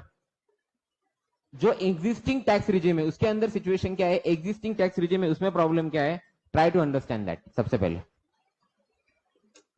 एग्जिस्टिंग टैक्स रिजिम में प्रॉब्लम क्या था कि गवर्नमेंट ने बोला कि यार अपने को लगाना है इसके ऊपर जीएसटी, तो अपने को जीएसटी के लॉ को फॉलो करना पड़ेगा। प्रॉब्लम क्या हुआ कि पेट्रोल के ऊपर गवर्नमेंट को ऑलरेडी 85-90% तक टैक्स मिल रहा है। कितना मिल रहा है? तो गवर्नमेंट ने बोला कि अरे ये तो बहुत बढ़िया है, लेकिन जब जीएसटी आया तो पार्लियामेंट के अंदर अपोजिशन ने हंगामा मचाया एक पॉइंट को लेकर, और अपोजिशन ने क्या बोला? क्या बोला बताए? क्या बोला कि आपको अगर जीएसटी लाना है तो जीएसटी का मैक्सिमम रेट क्या रहेगा? कोई भी प्रोडक्ट पे आप 40% से ज्यादा जीएसटी। अब ऑलरेडी पेट्रोल पे कितना चल रहा है? यस। और लोगों को कुछ प्रॉब्लम है क्या? नहीं। एक दो दिन लोग प्रॉब्लम ये करते हैं, लेकिन बाद में सोचते इतना पैदल चल के जाने से अच्छा ठीक है डाल लो पेट्रोल। Yes no? तो भले ही थोड़ा सा प्रोटेस्ट करते, लेकिन पेट्रोल तो डालते ही। ऑप्शन है कुछ? सब्सिट्यूट है कुछ? अरे है क्या? अभी अभी आया ना वो ईवी वगैरह, वो एक ही बात हो जाती है, उसकी कॉस्ट वगैरह वो सब मैच कर लो आप, वो एक ही बात है, वो कुछ नहीं है। यस ना? कुछ लोग बोल रहे सीएनजी सीएनजी, वो भी एक ही बात है, उसका भी प्राइस बढ़ गया है, राइट? तो इतना जब हो गया तो फिर गवर्नमेंट ने बोला कि यार ये लोग क्यों दे रहे, अब लोगों का ऐसा है कि उनको पता ही नहीं, आधे लोगों को तो, कि इसमें ये चक्कर है, बराबर। वो सिर्फ देखते हैं आज कितना 110 है 112 है, कुछ लोग तो उसके आगे पेट्रोल किती पण होता, मी 100 टाकतो, नहीं क्या, ऐसे मतलब ऐसा ना। अपने को क्या करना है, अरे उसको समझाना पड़ता है, भाई तू पहले 100 रुपए में कितना आता था, अभी 100 रुपए में कितना आता है, ओ ऐसे है क्या, हाँ, ये उसको समझाना पड़ता है, सही है ना।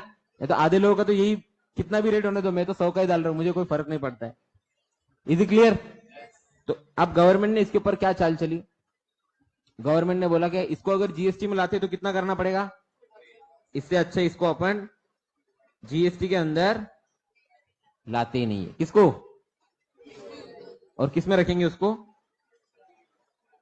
मतलब अर्लियर अर्लियर टैक्सेशन सिस्टम के अंदर। अर्लियर टैक्सेशन सिस्टम में क्या लगता था, इज क्लियर। अभी फैक्ट पे आते, दूसरा प्रोडक्ट ऐसा है,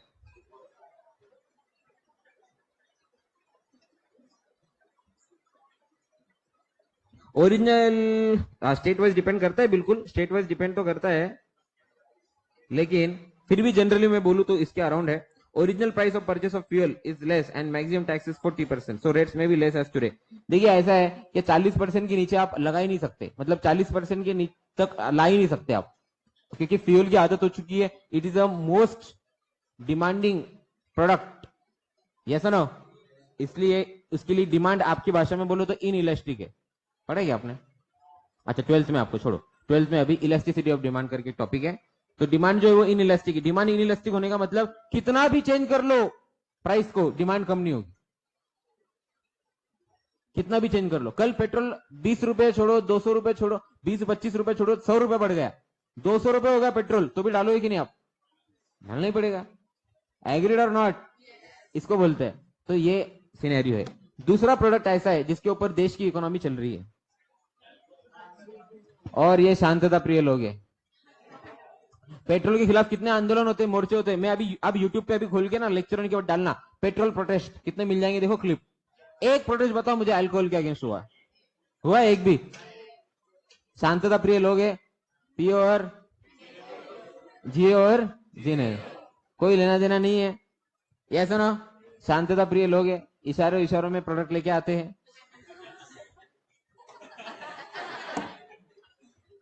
अब गवर्नमेंट के लिए ये इकोनॉमी का मॉडल है, गवर्नमेंट ने इसको इकोनॉमी का मॉडल कैसे समझा, ट्राई टू अंडरस्टैंड। गवर्नमेंट का कहना है कि यार ये कस्टमर को लेना देना ही नहीं है, कुछ भी रेट रखो, ये खरीदता है कि नहीं खरीदता है। तो स्टेट गवर्नमेंट सेंट्रल गवर्नमेंट दोनों एक साथ आए और दोनों ने बोला कि इस पे कभी भी जीएसटी लगाने का।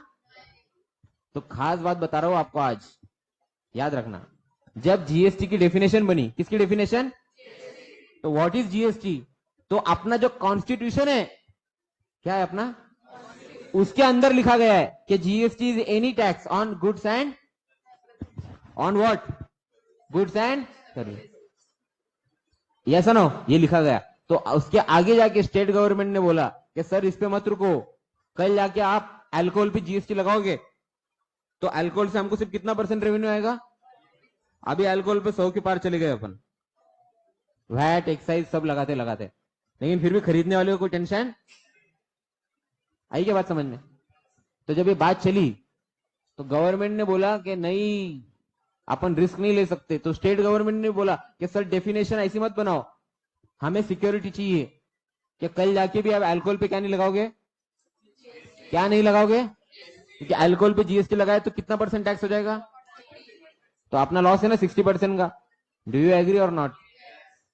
तो जो कॉन्स्टिट्यूशन के अंदर डेफिनेशन आई है जीएसटी की, वो क्या है पता है, GST is any types of tax on goods on services except alcoholic liquor for human consumption. तो कॉन्स्टिट्यूशन में डाल दिया है कि कभी भी लिकर पे क्या नहीं लगेगा, कहा डाला ये कॉन्स्टिट्यूशन के अंदर। आप वेटेज समझिए चीज का, इतने प्रोडक्ट जिन पे जीएसटी नहीं लगता है, बराबर, लेकिन किसका नाम डाला है, कॉन्स्टिट्यूशन, मतलब इन पे फ्यूचर पे लग सकता है, पेट्रोल पे भी फ्यूचर में, लेकिन एक प्रोडक्ट ऐसा है जिसका साइड में रखा गया, जिसके ऊपर इकोनॉमी चल रही है, alcoholic liquor for human consumption. तो next time if you see any person who is drinking, आपको इसमें जीडीपी दिखाई देगा क्या दिखाई देगा, GDP. Unfortunately it's a bad habit, I don't promote it, तो ये क्लिप काट के डाल देंगे, देखो ये सब छोटे बच्चों को प्रोवोक करते हुए नहीं कैसे. आई don't promote it in any manner, it's very bad, but unfortunately government इसको बनाने की परमिशन दे रहा है. सिगरेट, टोबैको, सिगरेट खरीदने वाले लोग बोलते अगर दूसरा को दे, ये मत दे रहे, वो कैंसर वाला देना, हुआ कैंसर का फोटो वो देना मेरे को. देखो समझ रहा है तू क्या ले रहा है, but still he is consuming it and government is allowing it to manufacture. बराबर. अपन कॉमर्स के स्टूडेंट है, अपने को वो सब नहीं सोचना है सही है क्या गलत है, अपने को टैक्सेशन पढ़ना है इधर, बाकी आप ज्ञानबाजी मत लो. According to me, who ask you, what do think, ऐसा ना मला वाटतं, तुला काय वाटतं, तुला विचारलं कोण आहे. तो अपने को टैक्सेशन एंगल देखना. Is it clear. पहले ये समझ लो देश कैसे चलता है, इकोनॉमी कैसे चलती है. Is it clear. कल के सेशन में क्या होगा सर, कल के सेशन में मैं आपसे डिस्कस करने वाला हूं देश का बजट, फिर वहां से बात करेंगे अपना टैक्सेशन सिस्टम, वहां से मैं आपको बताऊंगा इंडियन टैक्सेशन की हिस्ट्री, और फिर वहां से बताऊंगा जीएसटी. Is it clear. चलो तो कल मिलते हैं. बाय बाय, टेक केयर, जय हिंद.